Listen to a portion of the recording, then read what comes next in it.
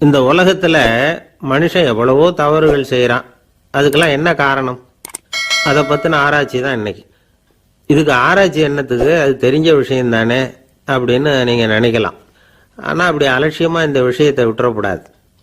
பொதுவா எல்லோரும் நினைக்கலாம் எது சரி எது தவறு அப்படின்னு தெரியாததுனால தான் மனுஷன் தப்பு பண்றான் அப்படின்னு. ஆனா அப்படி சொல்லிட முடியாது. மனுஷன் தெரிஞ்சே தான் தவறுகள் பண்றான். இப்போ உதாரணத்துக்கு ஒரு சாலையில இடது பக்கம் போக வேண்டிய ஒருத்தர் நடுக்கோட்டை தாண்டி வலது பக்கமா வண்டியை ஓடிட்டு போறாருன்னு வச்சுங்க. என்னப்பா இது தப்பு இல்லையா அப்படின்னு அவர்கிட்ட கேட்டா, அதெல்லாம் எனக்கு தெரியும், நீ உன் வேலையை பார்த்துட்டு போ அப்படிம்பார். வலது பக்கமா போறது தப்புன்னு தெரிஞ்சே தான் அவர் அப்படி செய்யறார், அப்படி போறார். பெரிய உத்தியோகத்தில் இருக்கிறவங்க கூட லஞ்சம் வாங்குறாங்க. அவங்களுக்கெல்லாம் லஞ்சம் வாங்குறது தப்புன்னு தெரியலன்னு அர்த்தம். திருடுறது தப்புன்னு தெரியாமலாம் மனுஷன் திருடுறான். நல்லாவே தெரியும். நீங்க வேணும்னா கேட்டு பாருங்க, வேற வழி இல்லை அதனால தான் திருடுறேன்பா. திருடுறது ஒரு புண்ணியமான காரியம்னு திருடனே கூட சொல்ல மாட்டான். திருடுறது தவறுங்கிறது திருடனுக்கு தெரியும் அப்படிங்கறத விளக்கறதுக்காக ஒரு பெரியவர் ஒரு கதை சொன்னார். அதாவது 2 திருடர்கள் 2 பேரும் சேர்ந்து ஒரு வீட்டுக்கு போய் ஒரு 10,000 ரூபாயை திருடிட்டு வந்துடுறாங்க. ஒரு காட்டு வழியா வந்துகிட்டு இருக்கிறாங்க. இன்னும் விடியல. 2 பேருக்கும் தூக்கம் கண்ணை சுத்துது. சரி, இப்படியே ஒரு மரத்தடியில படுத்து தூங்குவோம், காலையில விடிஞ்சதும் இந்த பணத்தை 2 பேரும் பங்கு போட்டுக்குவோம் அப்படின்னு முடிவு பண்றாங்க. அதே மாதிரி படுத்து தூங்குறாங்க. நடு ராத்திரியில ஒரு திருடன் முழிச்சுக்கிறான்.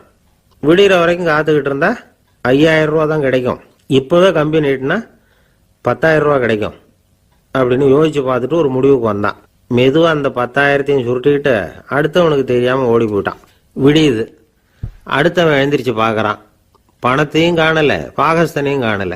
இந்த திருடன் அந்த திருடனை திட்டுறான். திருட்டு பய, அயோக்கிய பய, இப்படி அநியாயமா கிளப்பிட்டு போட்டானே அப்படிங்கிறான். இதுல இருந்து என்ன தெரியுது? தெரியாம எடுத்துக்கிட்டு போறது திருட்டு, அயோக்கியத்தனம், அநியாயம் அப்படிங்கிறது இவனுக்கு தெரிஞ்சிருக்குது. அதனாலதான் அடுத்தவனை பார்த்து இப்படி திட்டுறான். அதனால தெரியாததுனால மனுஷன் தவறு பண்றான்னு சொல்றது சரியில்லை. அப்படின்னா மனுஷன் பண்ற தவறுகளுக்கு உண்மையான காரணம் தான் என்ன? இதே சந்தேகம் அர்ஜுனனுக்கும் வந்துதான்.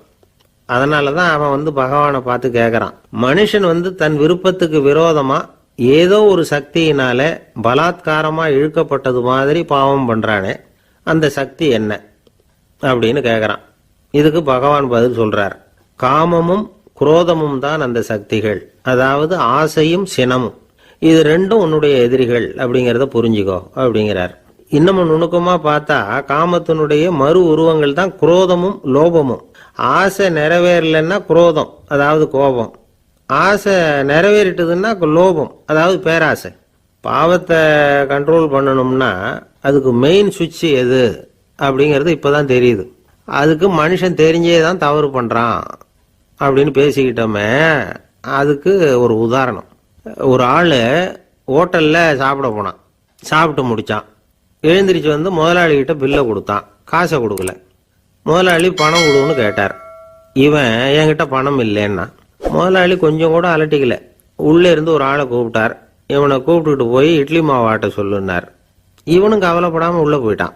அப்போ அழைச்சிட்டு போற ஆளு கேக்குறான், ஏன் சார் சாப்பிடுறதுக்கு முன்னாடி காசு இல்லைங்கிறது உங்களுக்கு தெரியாதா அப்படின்னு கேக்குறான். தெரியும், காசு இல்லைங்கிறதும் தெரியும், காசு இல்லாம சாப்பிட்டா மாவாட்டணுங்கிறதும் தெரியும் அப்படின்னா அந்த ஆள். அப்படின்னா நீங்க உங்க வீட்லயே சாப்பிட்டு இருக்கலாமே அப்படின்னு கேக்குறான் அவன்.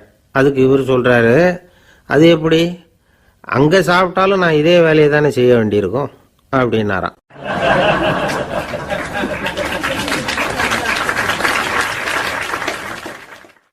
நம்மள மாதிரி ஒரு ஆசாமி அவன் நம்மள மாதிரியே கற்பனை பண்ணான். அதாவது நாம தான் இந்த உலகத்துல ரொம்பவும் கஷ்டப்படுறோம், மற்றவங்க எல்லாம் சந்தோஷமா இருக்கிறாங்க அப்படின்னு அவன் நினைச்சுக்கிட்டான். அவன் ஒரு நாள் கடவுளை வேண்டிக்கிட்டானான். சுவாமி, இந்த உலகத்துல எவ்வளவோ பேர் இருக்கிறாங்க, ஒவ்வொருத்தருக்கும் ஒவ்வொரு விதமான கஷ்டம் இருக்கலாம், ஒத்துக்கிறேன். இருந்தாலும் எனக்கு அது கொஞ்சம் அதிகமா இருக்கிறது மாதிரி தெரியுது. அதனால நீங்க எனக்காக ஒரு சின்ன உதவி செஞ்சா போதும். அது வேற ஒண்ணும் இல்லை, என்கிட்ட இருக்கிற துயரங்களை இன்னொருத்தர் யாருக்கிட்டையாவது கொடுத்துருங்க, அவர்கிட்ட இருக்கிற துயரங்களை என்கிட்ட மாத்தி கொடுத்துருங்க. ஒரு மியூச்சுவல் டிரான்ஸ்ஃபர், அவ்வளவுதான். அப்படி பண்ணிவிட்டா போதும் அப்படின்னு வேண்டிக்கிட்டானான். அன்னைக்கு ராத்திரியே அவன் ஒரு கனவு கண்டிருக்கான். வானத்திலிருந்து ஒரு குரல் கேட்டிருக்கு. அது என்ன சொல்லிச்சு தெரியுமா? ஏ ஜனங்களே, எல்லாரும் அவங்கவுங்க கஷ்டங்களை ஒரு பையில போட்டு எடுத்துக்குங்க. அப்படி எடுத்துக்கிட்டு நேராக இந்த ஊர் எல்லையில் இருக்கிற கோயிலுக்கு வந்து சேருங்க அப்படின்னு அந்த குரல். ஆஹா, கடவுள் நம்ம பிரார்த்தனைக்கு செவி சாய்ச்சுட்டார் அப்படின்னு சந்தோஷப்பட்டான் இவன். உடனே என்ன பண்ணான், தன்கிட்ட இருந்த கஷ்டத்தையெல்லாம் ஒரு சாக்கு பையில போட்டு எடுத்துக்கிட்டான். வீட்டை விட்டு வெளியில் வந்தான். தெருவில் இறங்கி நடக்கிறான். அங்கே பார்த்தா ஏகப்பட்ட பேர் ஆளுக்கு ஒரு பையை தூக்கிக்கிட்டு கோயிலுக்கு போய்கிட்டு இருக்கிறாங்க. சில பேர் மூட்டையாக கட்டி தலையில் சுமந்துக்கிட்டு போய்கிட்டு இருக்கிறாங்க. இவன் பார்த்தான். இவனுக்கு ரொம்ப ஆச்சரியமாக இருந்தது. ஏன்னா எல்லாரும் வச்சிருக்கிற பை இவன் பையை விட பெருசாக இருந்தது. இவன் பை தான் இருக்கிறதுலையே கொஞ்சம் சின்னதாக தெரிஞ்சுது. இப்போ அவன் மறுபடியும் சாமியை வேண்டிக்கிட்டான். கடவுளே, இப்போ உள்ள சூழ்நிலையை கவனிச்சா என்கிட்ட இருக்கிற பையே பரவாயில்லன்னு தோணுது. அதனால் வேற பை எதையும் மாற்ற வேணாம், இதுவே பரவாயில்ல, இந்த பையோட திரும்பி வீட்டுக்கு போனால் போதும்னு நினைக்கிறேன் அப்படின்னு எதோ நினைக்க ஆரம்பிச்சுட்டான் அவன். எல்லாரும் கோயிலுக்கு போய் சேர்ந்தாங்க. கோயிலில் அந்த குரல் மறுபடியும் கேட்டுது. எல்லாரும் அவங்கவுங்க பைகளை சுகத்தில் தொங்க விடுங்க. திடீர்னு விளக்குகள் அணையும், மணி அடிக்கப்படும், அதுதான் அடையாளம். அந்த சமயத்தில் இருட்டில் உங்களுக்கு வேண்டிய பையை நீங்கள் மாற்றி எடுத்துக்கலாம், தேர்ந்தெடுத்துக்கலாம். வெளிச்சம் இருக்கிறப்பவே உங்களுக்கு பிடிச்ச பைக்கு பக்கமாக பார்த்து நீங்கள் நின்றுக்கலாம் அப்படின்னு சொல்லி விவரம் சொல்லிச்சான் அந்த குரல். அப்படி சொன்னதுக்கு அப்புறம் திடீர்னு விளக்கு அணைஞ்சுது, மணி அடிச்சுது. கொஞ்ச நேரம் கழித்து மறுபடியும் விளக்குகள்லாம் எரிஞ்சுது. இப்போ பார்த்தா எல்லாரும் அவங்கவுங்க பையையே கெட்டியாக பிடிச்சிட்டு நிற்கிறாங்க. இவனும் அப்படியே நிற்கிறான். இவன் மெதுவாக பக்கத்தில் நிற்கிறவங்ககிட்ட கேட்டானா, ஏன் நீங்கள் பையை கையிலேயே வச்சுருக்கிறீங்க, செவுத்தில் மாட்டலையா அப்படின்னு கேட்டிருக்கான். இல்லைப்பா, நீ ஏன் கையிலேயே வச்சிருக்கிறியோ அதே காரணத்துக்காக தான் நாங்களும் வச்சிருக்கிறோம். நம்ம கவலைகளை பற்றி நமக்கு ஓரளவுக்காவது தெரியும். ஆனால் மற்றவங்க கவலைகள் நமக்கு பரிச்சயம் இல்லாதவை, பழக்கம் இல்லாதது. அதனால் நமக்கு தெரிஞ்ச கவலைகளை சமாளிக்கிறது சுலபம். தெரியாததை சமாளிக்கணும்னா மறுபடியும் ஆரம்பத்திலேருந்து ஆரம்பிக்கணும். அதனால் பழைய நண்பர்களோடு வாழறது தான் மேல் அப்படின்னு ஆனான். அதுக்கப்புறம் அவன் தன்னோட பையே போதும்னு வீட்டுக்கு திரும்பி வந்துட்டானான். இது ஒரு பெரியவர் சொல்லியிருக்கிற கதை. அதனால் நம்மகிட்ட இருக்கிற கஷ்டங்கள் தான் பெருசு, அதை இன்னொருத்தங்கிட்ட கொடுத்துட்டு மாற்றிக்கலாம் அப்படின்னு நினைக்கிறது தப்பு. இதே மாதிரி இன்னொரு சம்பவம். ஒரு ஊரில் ஒரு நாள் ராத்திரி ஆகாயத்திலிருந்து கடவுள் குரல் கேட்குது. இந்த ஊரில் இருக்கிற ஜனங்கள்லாம் கொஞ்சம் கவனிங்க, உங்களுக்கு ஒரு செய்தி. அதாவது இங்கே இருக்கிற ஜனங்கள்லேயே கொஞ்சம் கூட கவலையே இல்லாத ஆள் யாருன்னு எனக்கு தெரியணும். அதனால் எல்லாரும் அவங்கவுங்க கவலைகளை ஒரு பையில் போட்டு எடுத்துக்கிட்டு கோயிலுக்கு வாங்க அப்படின்னார் கடவுள். உடனே வரிசையாக எல்லாரும் வர ஆரம்பித்தாங்க. எல்லார் கையிலையும் பை இருந்தது, சின்னதும் பெருசுமா. கவலையே இல்லாத ஆள் யாருன்னு தேடினார் கடவுள். ஒரே ஒரு ஆள் மட்டும் கையில் எதுவும் இல்லாமல் வெறும் கையை வீசிக்கிட்டு ரொம்ப ஜாலியாக நடந்து வந்துக்கிட்டு இருந்தான். கடவுள் அவங்ககிட்ட போனார். ஏன்பா, உனக்கு கவலையே இல்லையா அப்படின்னு கேட்டார். எனக்கும் சில கவலைகள்லாம் உண்டு அப்படின்னு அவன். எங்கே அதெல்லாம்னு கேட்டிருக்கார் கடவுள். பின்னாடி லாரியில் வந்துக்கிட்டு இருக்கு அப்படின்னு அவன்.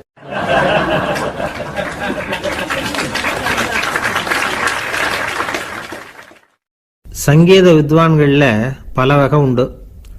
சில குறிப்பிட்ட ராகங்களை பாடுறதுல அவங்களுக்கு பெருமை வர்றது உண்டு. ஆனால் ஒருத்தர் இருந்தார், அவரால் ஒரு ராகத்துக்கே பெருமை வந்தது. அந்த ராகத்தை அவர் வாசித்து கேட்கணும் அப்படின்னு சொல்லுவாங்க. அது என்ன ராகம்னா தோடி ராகம். சரி, அந்த வித்வான் யாருன்னா அவர் தான் திருவாவடுதுறை ராஜரத்னம் பிள்ளை. பேராசிரியர் கல்கி ஒரு சமயம் தம்முடைய பத்திரிகையில் எழுதினாராம். அதை அப்படியே படிக்கிறேன் கேளுங்களேன். ஆஹா, ஸ்ரீ ராஜரத்னம் பிள்ளையின் தோடி ஆலாபனையை முதலில் கேட்டபோது அவருடைய கற்பனையை விட்டு தள்ளுங்கள். நம்முடைய மனதில் என்னென்ன இன்பமயமான கற்பனைகள் எல்லாம் உதித்தன. குழந்தை தாயிடம் கொஞ்சம் குரலை கேட்டோம், அன்னை குழந்தையிடம் கொஞ்சம் குரலை கேட்டோம், ரதியும் மன்மதனும் பேசிக்கொண்ட காதல் மொழிகளை கேட்டோம், முருகன் சிவபெருமான் செவிகுளிர மொழிந்த உபதேசத்தை கேட்டோம், கலைமகள் கவிஞனுக்கு அருளிய ஆசி மொழிகளை கேட்டோம், நாரத முனிவருடைய தம்பூரா சுருதியை கேட்டோம், ராவணன் தன் எலும்பை ஒடித்து வீணையாகச் செய்து வாசித்த கானத்தை கேட்டோம், கானப்பறவைகளின் கலகல ஒலியை கேட்டோம், கோலக்குயில்களின் குரல் இனிமையை கேட்டோம். இப்படிலாம் பேராசிரியர் கல்கி விமர்சனம் எழுதியிருக்கிறார். திருவாவடுதுறை ராஜரத்னம் பிள்ளை அவர்களுடைய வாசிப்பை கேட்டுட்டு டி.என். ராஜரத்னம் பிள்ளை இறந்து போனார். அப்போ கவிஞர் கண்ணதாசன் எழுதினார், செவியினில் ஓடி எங்கள் சிந்தையில் ஓடி இந்த புவியெல்லாம் ஓடி நின்பார் பொங்கிய தோடி வேறெங்கு எவரிடம் போகும் ஐய இனி அதை காப்பார் யாவர் அவிந்தனின் சடலத்தோடே அவிந்தது தோடிதானும் அப்படின்னு எழுதினாராம். அந்த அளவுக்கு அவருடைய தோடியை ரசித்தவர்கள் உண்டு. அதே மாதிரி தோடின்னா என்னன்னு தெரியாமலே அவரை ரசித்தவங்களும் அந்த காலத்தில் உண்டு. அதாவது ஒரு பெரிய சபையில் இவர் வாசிச்சுக்கிட்டு இருக்கிறார். பாதியில் ஒரு பெரிய மனுஷன் உள்ள வந்தார். அவர் உடம்புல பட்டு வேஷ்டி, ஜருகை, அங்கவஸ்திரம், வாயில் வெத்தலை, வாசனை புகையில, காதில் வைரக்கடுக்கன், கழுத்தில் தங்க சங்கிலி, கை விரல் பூரா மோதிரம், கையில் ஒரு வெள்ளி வெத்தலை புட்டி, உதவிக்கு 2 பேர் பக்கத்தில். இவ்வளவு பந்தாவோட வரார் கச்சேரி கேட்கறதுக்கு. இப்படி வந்தவர் முதல் வரிசையில் உட்கார்ந்தார். வித்வான் வாசித்து முடித்ததும் இவர் அவரை பார்த்து, ஐயா நீங்கள் தோடி வாசிக்கிறதுல ரொம்ப கெட்டிக்காரர்னு கேள்விப்பட்டிருக்கேன், அதை கேட்கறதுக்காக தான் மெனக்கிட்டு வந்திருக்கிறேன், அதை வாசிங்களேன் அப்படின்னாராம். இந்த பெரியவர் ராஜரத்னம் பிள்ளைக்கு ஒன்றும் புரியல. ஏன்னா இது வரைக்கும் அவர் வாசிச்சுக்கிட்டு இருந்ததே அந்த தோடி ராகத்தை தான். அதை வாசித்து முடித்ததும் அதை வாசிங்களேன்னு இவர் கேட்குறார். அப்படின்னா இவரோட ஞானம் எப்படிப்பட்டது? இவ்வளவும் கேட்டுட்டு இப்படி கேட்குறாரே அப்படின்னு அவர் யோசிச்சிருக்கிறார் ராஜரத்னம் பிள்ளை. உடனே என்ன பண்ணார் தெரியுமா? பக்கத்தில் ரொம்ப சாதுவாக சுருதி போட்டுக்கிட்டு இருந்த ஒரு முதுகில் ஓங்கி ஒரு குத்து விட்டாராம். அவருக்கு ஒன்றும் புரியல, எதுக்கு நம்மளை அடிக்கிறார் இவர், நம்மளை குத்துறாரு வித்வான்னு. அவர் அதிர்ச்சியால் இவர் நிமிந்து பார்த்துருக்கார். அப்போ ராஜரத்னம் பிள்ளை சொன்னாராம், ஏய்யா ஐயா பெரிய மனுஷன், என்னுடைய பரம ரசிகர், தோடி ராகம் கேட்கணுங்கிறதுக்காக இவ்வளவு தூரம் வந்திருக்கிறார், முத வரிசையில் உட்காந்துருக்கார். நீ இந்த சமயம் பார்த்து தோடி ராகம் வாசிக்கிற நாதஸ்வரத்தை வீட்டில் வச்சுட்டு வந்துட்டியே, இப்போ ஐயாவுக்காக அந்த ராகத்தை நான் எப்படி வாசிக்கிறது அப்படின்னு சொல்லிவிட்டு மறுபடியும் முதுகில் ஒரு அடி கொடுத்தாராம். அடி வாங்கினவருக்கே சிரிப்பு அடக்க முடியலையா.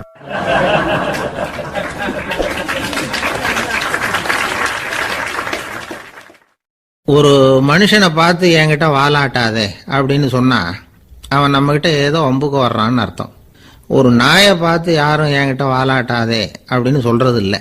ஏன்னா நாய் வாலாட்டுனா அது நம்மகிட்ட தன்னுடைய நன்றியை தெரிவிக்கிறதாக நினைச்சிக்கிட்டு இருக்கிறோம். ஆனால் அது அப்படி இல்லை அப்படின்னு சொல்றாங்க அது சம்பந்தமான நிபுணர்கள். ஒரு நாய் தன்னுடைய வாலை இந்த பக்கமும் அந்த பக்கமுமா இப்படியும் அப்படியும் ஆட்டிக்கிட்டு இருந்தா அது பதட்டத்தில் கூட இருக்கலாம். நாய் நட்பா இருந்தாலும் வாலாட்டும், ஆத்திரத்தில் இருந்தாலும் வாலாட்டும், கோபத்தில் இருந்தாலும் வாலாட்டும், குழப்பத்தில் இருந்தாலும் வாலாட்டும், மகிழ்ச்சியா இருந்தா கூட அது வாலாட்டும். அதை நாம் தப்பா புரிஞ்சுக்கிட்டு அதுகிட்ட போய் மாட்டிக்க கூடாது. நாயை பத்தி எனக்கு நல்லா தெரியும் அப்படின்னு சொல்றவங்க கூட அதுகிட்ட கடி வாங்கிட்டு நிக்கிறது உண்டு. நிபுணர்கள் என்ன சொல்றாங்க தெரியுமா? எப்பவுமே நாய்கள் திடீர்னு கடிச்சு விடுறது இல்ல, கடிக்கிறதுக்கு முன்னாடி சில அறிகுறிகளை காட்டும். அதை சரியா புரிஞ்சுக்கிட்டோம்னா தப்பிச்சுக்கலாம். ஒரு வீட்டுக்கு போறீங்க, அங்க புதுசா ஒரு நாயை பாக்குறீங்க, உடனே அதுகிட்ட போய் குனிஞ்சு சிரிச்சுக்கிட்டே அது தலையில தட்டுறீங்க. இது ரொம்ப தப்பான். ஒரு நாய் இன்னொரு நாயை நேருக்கு நேரு பார்த்து பல்ல காட்டுனா அது தன்னுடைய தன்முனைப்பை காட்டுதுன்னு அர்த்தமா. உன்னை விட நான் பெரியவன் அப்படின்னு சொல்லுதுன்னு அர்த்தம். அதனால நீங்க அது மாதிரி கிட்ட போய் சிரிக்கிறோம் அப்படின்னு நினைச்சுக்கிட்டு பல்ல காட்டினா உங்களையும் எதிரியா நினைச்சிரும். இன்னொரு விஷயம் என்னன்னா, தலையில தட்டுனா நாய்க்கு பிடிக்காது. அது தன்னை அடக்கிறதாகவும் அச்சுறுத்துறதாகவும் நினைச்சுக்கிட்டு இருக்கும். சரி, அப்படின்னா புதுசா ஒரு இடத்துல அல்லது வீட்டில் நாய்க்குட்டியை பார்த்தா என்ன பண்றது? நீங்க சும்மா இருங்க, அதுவா கிட்ட வரட்டும், அதுக்கப்புறம் அதுகிட்ட கனிவா பேசுங்க. கண்ணம், மார்பு, தோல் இங்கெல்லாம் தட்டலாம், தப்பு இல்லையா? தலையில தான் தட்டப்படாதான். ஒரு நாய் உங்களை நோக்கி ஓடி வருது, நீங்களும் ஓடுனா அது துரத்த ஆரம்பிச்சிடும். அசையாம சில மாதிரி நின்றுடுங்க, அது கிட்ட வராது, அதுக்கு ஆர்வம் இல்லாம போயிடும். ஒரு தெருவில் சின்ன பிள்ளைங்க நிறைய பேர் விளையாடிட்டு இருக்கிறாங்க. அப்போ சில நாய்கள் அங்கே ஓடி வருது. எல்லாரும் ஓடினாங்க. அப்படி ஓடுறப்போ ஒரு பையன் கால் தடிக்க கீழே விழுந்துட்டான். என்னாச்சு தெரியுமா? துரத்திட்டு வந்த நாய்கள்லாம் கீழே விழுந்தவன ஒன்றும் செய்யல, அவன் கிட்டே போகல. ஓடிக்கிட்டு இருந்தாங்கல்ல பசங்க, அவங்கள துரத்திக்கிட்டு அவங்க பின்னாடி ஓடிச்சான். அதுதான் நாய்களுடைய சுபாவம். ஒரு நாய் நம்மளை நேருக்கு நேர் முறைச்சு பார்க்குதுன்னு வச்சுங்க, நாமளும் அதை முறைச்சு பார்க்கக்கூடாது. நாம வேற பக்கம் எங்கேயாவது பார்க்க ஆரம்பிச்சிடணும். ஒரு நாய் கோபமா இருந்ததுன்னா அதோட வால் உறுதியா நேரா நிற்கும். ஒரு நாய் பணிந்து போனா அல்லது பயந்து போனா அது தன்னோட வாலை காலுக்கு நடுவில் வச்சுக்கும். ஒரு நாய் நம்மளை பார்த்து பயந்து நிக்குதுன்னு வச்சுங்க, அதனால நமக்கு ஆபத்து இல்லைன்னு நினைச்சிடக்கூடாது. உங்களை பார்த்துட்டு ஒரு நாய் ஒடுங்குச்சுன்னா நீங்க விலகி போயிடணும் அப்படின்னு அது நினைக்குது. நிறைய பேர் பயந்து போன நாயால கடிபடுறாங்க. இவன் நம்மளை விட பெரிய ஆள், மாட்டிக்கிட்டோம், வேற வழி இல்லை அப்படிங்கிற நினைப்புல தான் நாய் வந்து கடிக்க ஆரம்பிக்குதான். இதே மாதிரி சங்கிலியால கட்டி போடப்பட்டிருக்கிற நாயும் ஆபத்தானது தான். தொடர்ந்து கட்டி போட்டிருந்தா காலப்போக்கில் அது ஒரு மாதிரி ஆயிடும். நாய் வந்து குழந்தைகளை கடிக்காது அப்படின்னு சில பேர் சொல்லுவாங்க. அதுவும் ஒரு தவறான நம்பிக்கை. அதனால சின்ன குழந்தைகளை தனியாக நாயோட விளையாட விடக்கூடாது. ஆகக்கூடி நாயை பற்றி நிறைய விஷயம் புரிஞ்சுக்க வேண்டியிருக்குது.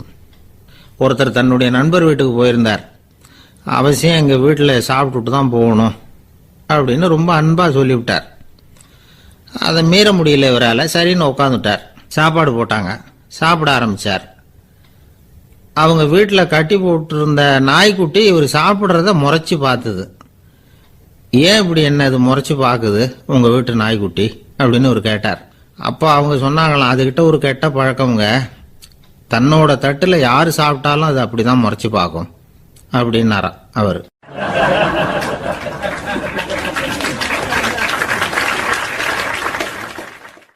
அசோக மன்னர் வந்துகிட்டு இருக்கார். அவருடைய ஆலோசகர்கள் எல்லாம் பக்கத்தில் வந்துகிட்டு இருக்கிறாங்க. அந்த சமயத்தில் எதிரில் ஒரு புத்த பிக்ஷு வர்றார். அசோகர் பார்க்குறார். ஓடி போய் அவர் காலில் விழுந்து வணங்குறார்.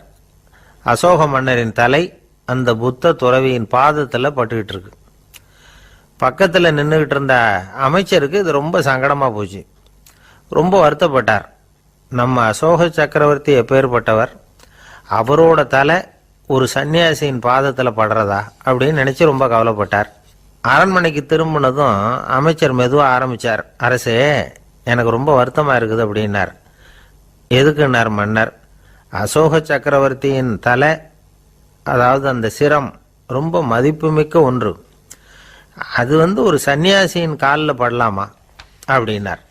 அசோகர் பதில் சொல்லலை, சிரிச்சார், போயிட்டார். அதுக்கப்புறம் ஒரு சரியான சந்தர்ப்பத்துக்காக காத்துக்கிட்டு இருந்தார். ஒரு நாள் அமைச்சரை கூப்பிட்டார். எனக்கு 3 தலைகள் வேணும் அப்படின்னார். சொல்லுங்க, கொண்டுகிட்டு வரேன் அப்படின்னார் அமைச்சர். அசோகர் சொன்னார், முதல்ல எனக்கு தேவையானது ஒரு ஆட்டின் தலை, 2வது ஒரு புலியின் தலை, 3வது ஒரு மனிதனின் தலை. இதுதான் அசோகர் கேட்டது. எங்க இருந்தாலும் கொண்டு வாங்கன்னார். அமைச்சர் புறப்பட்டார். ஆட்டுத்தலை, புலித்தலை கிடைச்சிட்டுது. அப்புறமா ஒரு சுடுகாட்டுக்கு போய் ஒரு மனித தலையும் சேகரம் பண்ணிட்டு ராஜா கிட்ட வந்துட்டார். அரசே, உங்கள் ஆணைப்படி 3 தலைகளையும் கொண்டு வந்திருக்கிறேன்னார். அசோகர் பார்த்தார். ரொம்ப நல்லது, இப்போ இது 3ஐயும் எடுத்துக்கிட்டு போய் சந்தையில் வித்துட்டு வாங்க அப்படின்னார். அமைச்சர் அதுகளை எடுத்துக்கிட்டு சந்தைக்கு போனார். முதல்ல ஆட்டுத்தலை நல்ல விலைக்கு விற்று போச்சு. அது நல்ல விலை கொடுத்து வாங்கிட்டு போட்டாங்க. அடுத்தபடியாக புலி தலையை ஒருத்தர் வாங்கிட்டார். அதை பாடம் பண்ணி வீட்டில் மாட்டி வைக்கலாமே அப்படின்னு நினச்சி அதையும் வாங்கிட்டு போட்டார். மனித தலையை மட்டும் வாங்கிறதுக்கு யாரும் முன் வரலை. எல்லாரும் அதை பார்த்துட்டு விலகி போக ஆரம்பித்தாங்க. அமைச்சர் திரும்பி வந்தார். அரசே, இந்த தலையை மட்டும் யாரும் வாங்க மாட்டேங்கிறாங்க அப்படின்னார். சரி, பரவாயில்ல, இதை வந்து இலவசமாகவே இனாமாவே யாருக்கிட்டையாவது கொடுத்துட்டு வந்துடுங்க அப்படின்னார். அமைச்சர் மறுபடியும் சந்தைக்கு போனார். இதை இலவசமாக தரேன், இதை வாங்கிக்கோங்க அப்படின்னார். அப்பவும் அதை யாரும் வாங்கிக்கிறதுக்கு தயாராக இல்லை. மறுபடியும் திரும்பி வந்து மன்னர்கிட்ட விவரத்தை சொன்னார். இப்போ மன்னர் சொல்றார், அமைச்சரே, உயிர் இருக்கிற வரைக்கும் தான் இந்த தலைக்கு மதிப்பு. ஜீவன் போனதுக்கு அப்புறம் அதோட மதிப்பும் போயிடுது. அதனால மதிப்பு இருக்கும் பொழுதே பெரியவர்கள் பாதம் பணிந்து அந்த புனிதத்தை வந்து பெற்றுக்கொள்ளணும் அப்படின்னார். பணிவுங்கிறது வேற, அடிமைத்தனம்ங்கிறது வேற. பெரியவர்களை பணிவது நமக்கு பெருமை தரக்கூடிய விஷயம். இதை வந்து மனசில் வச்சுக்கிட்டு எப்போ காலில் விழணும், எப்போ காலில் விழக்கூடாது அப்படிங்கிறத முடிவு பண்ணிக்கணும். ஒரு சாதாரண ஆள் நடந்து வந்துக்கிட்டு இருந்தார். எதிரில் வந்த ஒரு பெரிய மனுஷன் ஓடி போய் அவர் காலில் விழுந்து தன்னுடைய தலையை அவர் பாதத்தில் கொண்டு போய் வச்சார். கொஞ்ச நேரம் கழித்து எழுந்திரிச்சு வந்துட்டார். வந்த பிறகு இவரை கேட்டேன், ஏன் திடீர்னு ஓடி போய் அந்த ஆளு காலில் விழுந்தீங்க அப்படின்னு. அவர் போட்டிருக்கிறது என்னோட காணாம போன செருப்பான்னு கண்டுபிடிக்கிறதுக்காக அப்படி விழுந்தேன் அப்படின்னார்.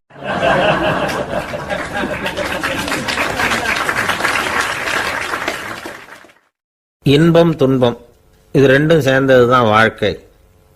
இது எல்லாரும் சொல்லிட்டு இருக்கிற ஒரு உண்மை. அது சரி, இது ரெண்டும் வர்றதுக்கு என்ன காரணம்? துறவி ஒருத்தர் யோசிச்சு பார்த்திருக்கார். இன்ப துன்பம் தோன்றுவதற்கு முக்கியமா 6 காரணங்கள் உண்டு அப்படிங்கிறார் அவர். அது என்னங்கிறத நாமளும் தெரிஞ்சு வச்சுக்குவோமே. இப்ப முதல் காரணம் சுயநலம். ஒரு தாயார் தன்னுடைய சுயநலம் கருதி தன்னுடைய மகன் இன்பமா இருக்கணும்னு ஆசைப்படுறாங்க. மகனும் அப்படியே ஆசைப்படுறான். அதனால தாயாரின் இன்ப துன்பங்களை பார்த்துட்டு மகனும் இன்ப துன்பம் அடையறான். அந்த அம்மாவுக்கும் அதே நிலைமை தான். 2வது காரணம் உறவு. நான் துறவியான பிறகு கூட உறவுங்கிற காரணத்தினால தான் தாயாருடைய சுக துக்கங்களை கண்டு நானும் சுக துக்கம் அடைகிறேன். என் தாயாருடைய நிலைமையும் இதுதான் அப்படிங்கிறார் ஒரு துறவி. 3வது காரணம் என்னன்னா அறிமுகம். எனக்கு அறிமுகமான ஒருத்தரை ரயில் நிலையத்தில் சந்திக்கிறேன். அவர் தன்னுடைய பணப்பையை எங்கேயோ தொலைச்சுவிட்டு வருத்தப்பட்டு இருக்கிறார். நானும் வருத்தப்படுறேன். அந்த சமயத்தில் யாரோ ஒருத்தர் இதுதானே அவங்க பணப்பை அப்படின்னு சொல்லி கொண்டாந்து நீட்டுறார். பணப்பையை தொலைச்சவர் சந்தோஷப்படுறார். நானும் சந்தோஷப்படுறேன். இது அந்த துறவி சொல்ற அனுபவம். 4வது காரணம் என்னன்னா கருணை. எனக்கு முன்னே பின்ன தெரியாத ஒருத்தனை யாரோ ஒருத்தன் அடிச்சு காயப்படுத்தி போடுறான். கருணை காரணமா நான் அதுக்காக துக்கப்படுறேன். 5வது காரணம் எதையும் நம்புறது. ஒரு பசுமாட்டை ஒரு முரணை அடிச்சுக்கிட்டு இருக்கிறான் அப்படின்னு ஒருத்தர் நம்ம கிட்ட சொல்றாருன்னு வைங்க, உடனே நான் துக்கப்படுறேன். இன்னொருத்தர் அந்த முரணனை போலீஸ்காரங்க பிடிச்சிட்டு போயிட்டாங்கன்னு சொல்லி சொல்றாரு. நான் உடனே சந்தோஷப்படுறேன். 3வதா ஒருத்தர் முதல் 2 பேரும் சொன்னது பொய்யுங்கிறார். அப்ப நான் இன்ப துன்பம் ரெண்டுமே இல்லாம நிம்மதியா இருக்கிறேன். இது ஒரு விதம். அடுத்தது 6வது காரணம் என்னன்னா தன்மயமாகுதல். ஒரு நாவல் படிச்சுக்கிட்டு இருக்கிறோம்.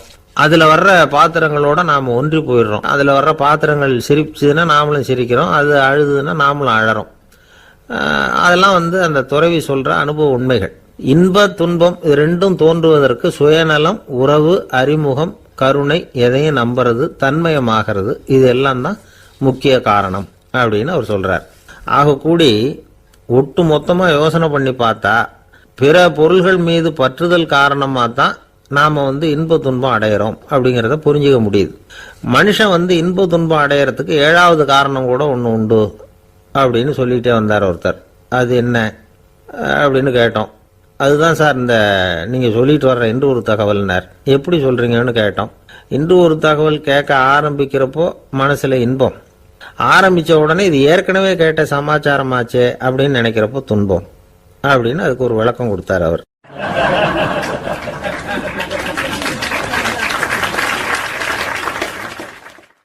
கடற்கரை ஓரமா ஒரு பெரியவர் கையால மணலை கீறிக்கிட்டே உட்காந்துருக்கிறார்.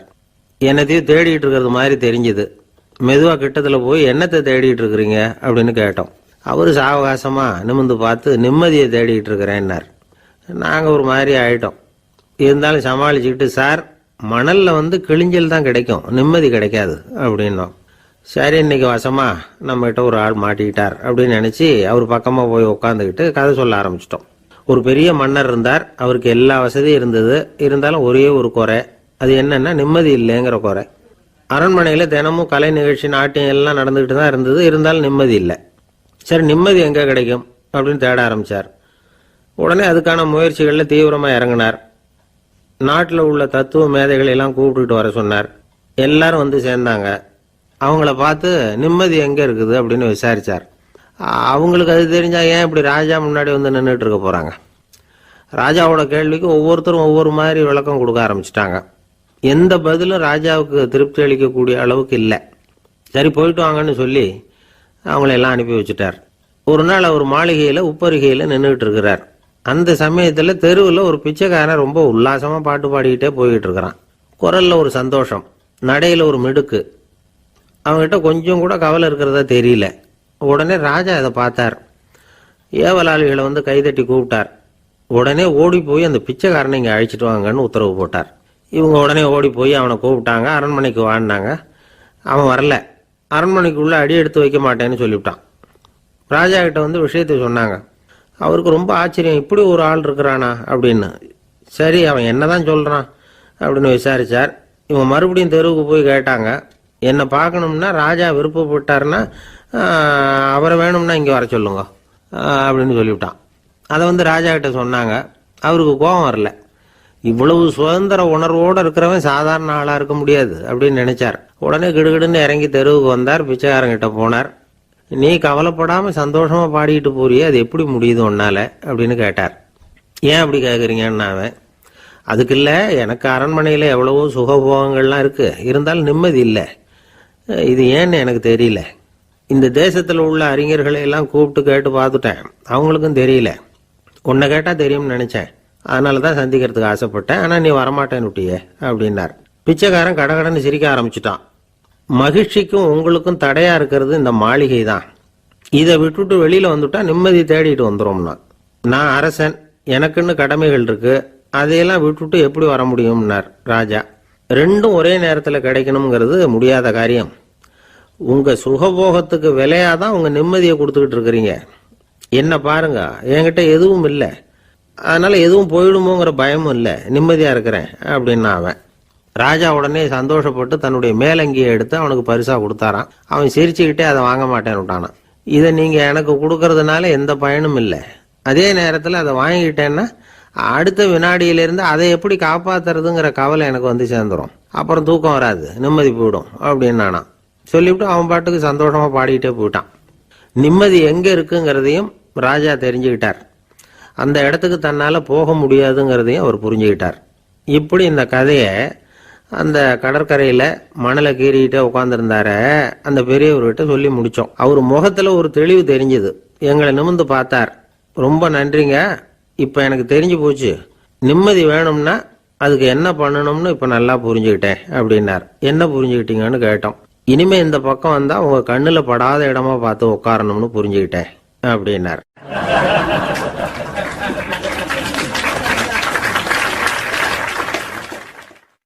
இன்றைக்கு பல பேர் உயில் எழுதி வைக்கிறாங்கல்ல. இந்த உயில்னா என்ன? அதாவது ஒரு நபர் தனக்கு பின்னாடி தன்னுடைய சொத்துக்கள் யாருக்கு போய் சேரணும்னு நினைக்கிறாரோ அந்த நினைப்பை சட்டப்படி உறுதிப்படுத்துறது தான் உயில். சரி, உயிலை யார் எழுதலாம்? 18 வயசு பூர்த்தியான யாரும் உயில் மூலமா சொத்துக்களை விநியோகிக்கலாம். கண் பார்வை இல்லாதவங்க, காது கேளாதவங்க, வாய் பேச முடியாதவங்க, இவங்கெல்லாம் கூட உயில் எழுதி வைக்கலாம். புத்தி சுவாதீனம் இல்லாதவங்க கூட சில சமயம் புத்தி தெளிவா இருந்தா உயில் எழுதலாமா. குடிபோதையில் இருக்கிறவங்க, தாங்கள் என்ன செய்யறோங்கிறது தெளிவா அறிய முடியாதவங்க, நோய் நொடியில் இருக்கிறவங்க, இவங்கெல்லாம் உயில் எழுத முடியாது. ஒருத்தரை நிர்பந்தப்படுத்தி ஏமாத்தி அல்லது சுய நினைவில்லாத ஒருத்தர்கிட்ட எழுதி வாங்கி வைக்கிற உயில் செல்லாது. உயிலை இந்த முறையில தான், இந்த படிவத்துல தான் எழுதணும்னு சட்டத்துல விதி எதுவும் கிடையாது. இதுக்கு முத்திரை கட்டணமும் கிடையாது. உயிலை வெற்று காகிதத்துல எழுதலாம். அச்சடிக்கணும், டைப் அடிக்கணுங்கிற அவசியம் கூட இல்லை. கையாலேயே கூட எழுதலாம். எழுதி இருக்கிறது புரியணும், அவ்வளவுதான். குறைந்தபட்சம் 2 சாட்சிகளை வச்சுக்கிட்டு உயில் எழுதுறவர் அதுல கையெழுத்து போடணும். கையெழுத்து போட தெரியாதுன்னா இடது கை பெருவிரல் ரேகை வைக்கலாம். உயில் சாசனத்துக்கு சாட்சிகள் கையெழுத்து இல்லைன்னாலும் அது செல்லாது.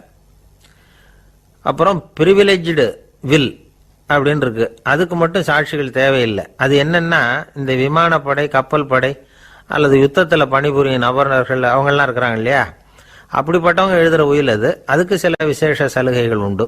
ஒருத்தர் முதல்ல ஒரு உயில் எழுதி வைக்கிறார், அதுக்கப்புறம் மனசு மாறி போகுது, அது வேணாம்னு நினைக்கிறார், ரத்து செஞ்சுடலாம். அதுக்கப்புறம் வேற உயிலும் எழுதலாம். உயிரோடு இருக்கிற வரைக்கும் எத்தனை தடவை வேணும்னாலும் உயில் எழுதலாம். கடைசியா எழுதப்பட்ட உயில் சட்டப்படி சரியா இருந்தா அதுதான் அமலுக்கு வரும். சரி, எழுதுற உயில ரகசியமா வச்சிருக்கிறது எப்படி? இது ஒரு கேள்வி. இதுக்கு என்ன செய்யணும்னா, ஒருத்தர் உயில எழுதினதுக்கு அப்புறம் அவர் தானாவோ அல்லது அங்கீகரிக்கப்பட்ட முகவர் மூலமாகவோ, அதாவது ஒரு ஏஜென்ட் மூலமாகவோ, ஒரு கவரில் போட்டு சீல் வச்சு கவர் மேலே தன்னுடைய பெயரை எழுதி அல்லது அந்த ஏஜென்ட் பெயரை எழுதி கவர் மேலே என்ன அடக்கம் செய்யப்பட்டிருக்கு, உள்ள என்ன இருக்கு அப்படிங்கிற விவரம்லாம் எழுதி சார் பதிவாளர்கிட்ட ஒப்படைக்கலாம். இதுக்கு கட்டணம் உண்டு. அதுக்கப்புறம் எப்போ தேவைப்படுதோ அப்போ ஒரு மனு கொடுத்து அந்த கவரை திரும்ப வாங்கிக்கலாம். இப்போ எழுதுற உயில இவ்வளவு நாளுக்குள்ள பதிவு செய்யணுங்கிற கால வரையறை உண்டா அப்படின்னு ஒரு கேள்வி வரலாம் இல்லையா? எப்போ வேணும்னாலும் பதிவு செய்யலாம். நம்மால் ஒருத்தர் ஒரு நாள் ரொம்ப அவசரமா வந்தார். இந்த உயில் எழுதுறது சம்பந்தமா பூரா விவரமா எனக்கு உடனே தெரியணும்னார். நான் உடனே அவரை வக்கீல் ஒருத்தர்கிட்ட அழைச்சிட்டு போனேன். இவர் அவர்கிட்ட எல்லா விவரமும் கேட்டு தெரிஞ்சுக்கிட்டார். ரொம்ப தேங்க்ஸ்ன்னு சொல்லிவிட்டு 2 பேரும் வெளியில வந்தோம். அதுக்கப்புறம் இவர்கிட்ட கேட்டேன், ஆமா இவ்வளவு விவரமா கேட்குறீங்களே, உங்களுக்கு எத்தனை பிள்ளைங்க சார் அப்படின்னு கேட்டேன். 6 பேர் சார் அப்படின்னார். சரி, இருக்கிற சொத்து எவ்வளவுன்னு கேட்டேன். அதை இனிமே தான் சம்பாதிக்க போறேன் அப்படின்னார்.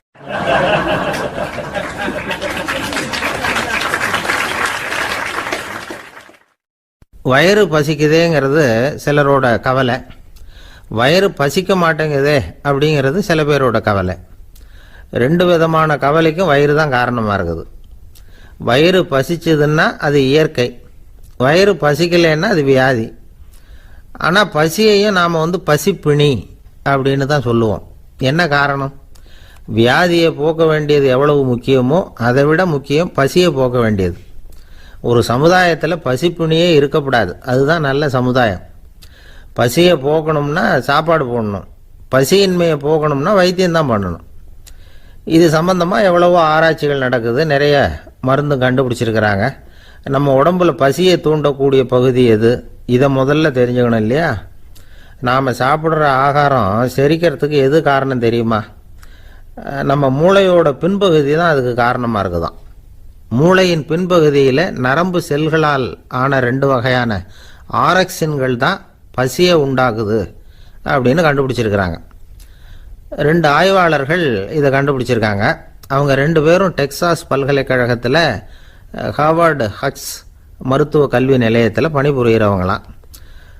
உண்பது தேவைங்கிறது உணரப்படும் போது மூளையின் அந்த குறிப்பிட்ட பகுதி ஆரக்சின் அப்படிங்கிற ஹார்மோன்களை சுரக்கும். அது பசி உணர்வை தூண்டும் அப்படிங்கிறது தான் அந்த ஆய்வாளர்களின் கண்டுபிடிப்பு. இந்த ஆரக்சின் வேற சில உயிரினங்கள்லேயும் உண்டு. இப்போ எலிகளில் கூட இது இருக்குது. அதனால் எலிகளை வச்சு இது சம்பந்தமாக ஆராய்ச்சி பண்ணாங்க. எலிகள் உடம்புல ஆரக்சினை செலுத்தி பார்த்தாங்க. உடனே என்னாச்சு தெரியுமா? அந்த எலியெல்லாம் பசியால் துடிக்க ஆரம்பிச்சுட்டுது. எதையாவது தின்னு பசியை தீர்த்தா போதுங்கிற அளவுக்கு அந்த எலிகள்லாம் அல்லாட ஆரம்பிச்சுட்டுது. இயல்பாக சாதாரணமாக அந்த எலிகள் எவ்வளவு சாப்பிடுமோ அது மாதிரி 8 முதல் 10 மடங்கு அதிகமான ஆகாரத்தை 1 மணி நேரத்துக்குள்ளே சாப்பிட்டு தீர்த்துட்டு தான். சில எலிகளின் மூளையில் இந்த ஆரக்சின் அளவை கட்டுப்படுத்தி பார்த்துருக்குறாங்க. உடனே என்னாச்சு தெரியுமா? அதெல்லாம் சாப்பாட்டை கண்டா முகத்தை திருப்பிட்டு போக ஆரம்பிச்சுட்டு தான். அந்த எலிகளுக்கு பசி எடுக்கலையா. இந்த ஆராய்ச்சியின் அடிப்படையில் பசியை எடுக்காமல் இருக்கிற மனிதர்களுக்கும் பசியை தூண்ட முடியும் அப்படின்னு சொல்லி ஆராய்ச்சியாளர்கள் தெரிவிச்சிருக்கிறாங்க. ஆக ஆரக்சின் தான் பசிக்கு காரணம்ங்கிறது தெரிஞ்சு போச்சு. சரி, இந்த ஆரக்சின் அப்படின்னா என்ன? அது ஒரு கிரேக்க சொல். அதுக்கு பசின்னு அர்த்தம்.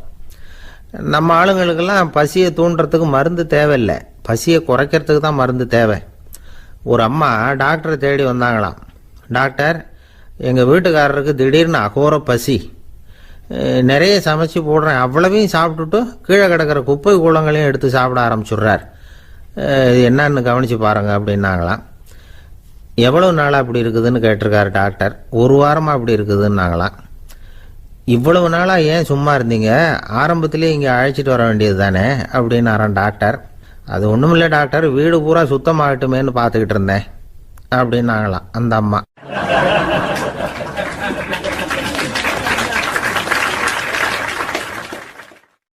உங்க மேல எனக்கு அளவு கடந்த அன்பு அப்படின்னு யாராவது சொன்னா அதை அலட்சியமா நினைச்சிடக்கூடாது. அது கொஞ்சம் சீரியஸான விஷயம். அளவுக்கு மிஞ்சினா எதுவுமே இடைஞ்சல் தானே. அன்பும் அப்படிதான்.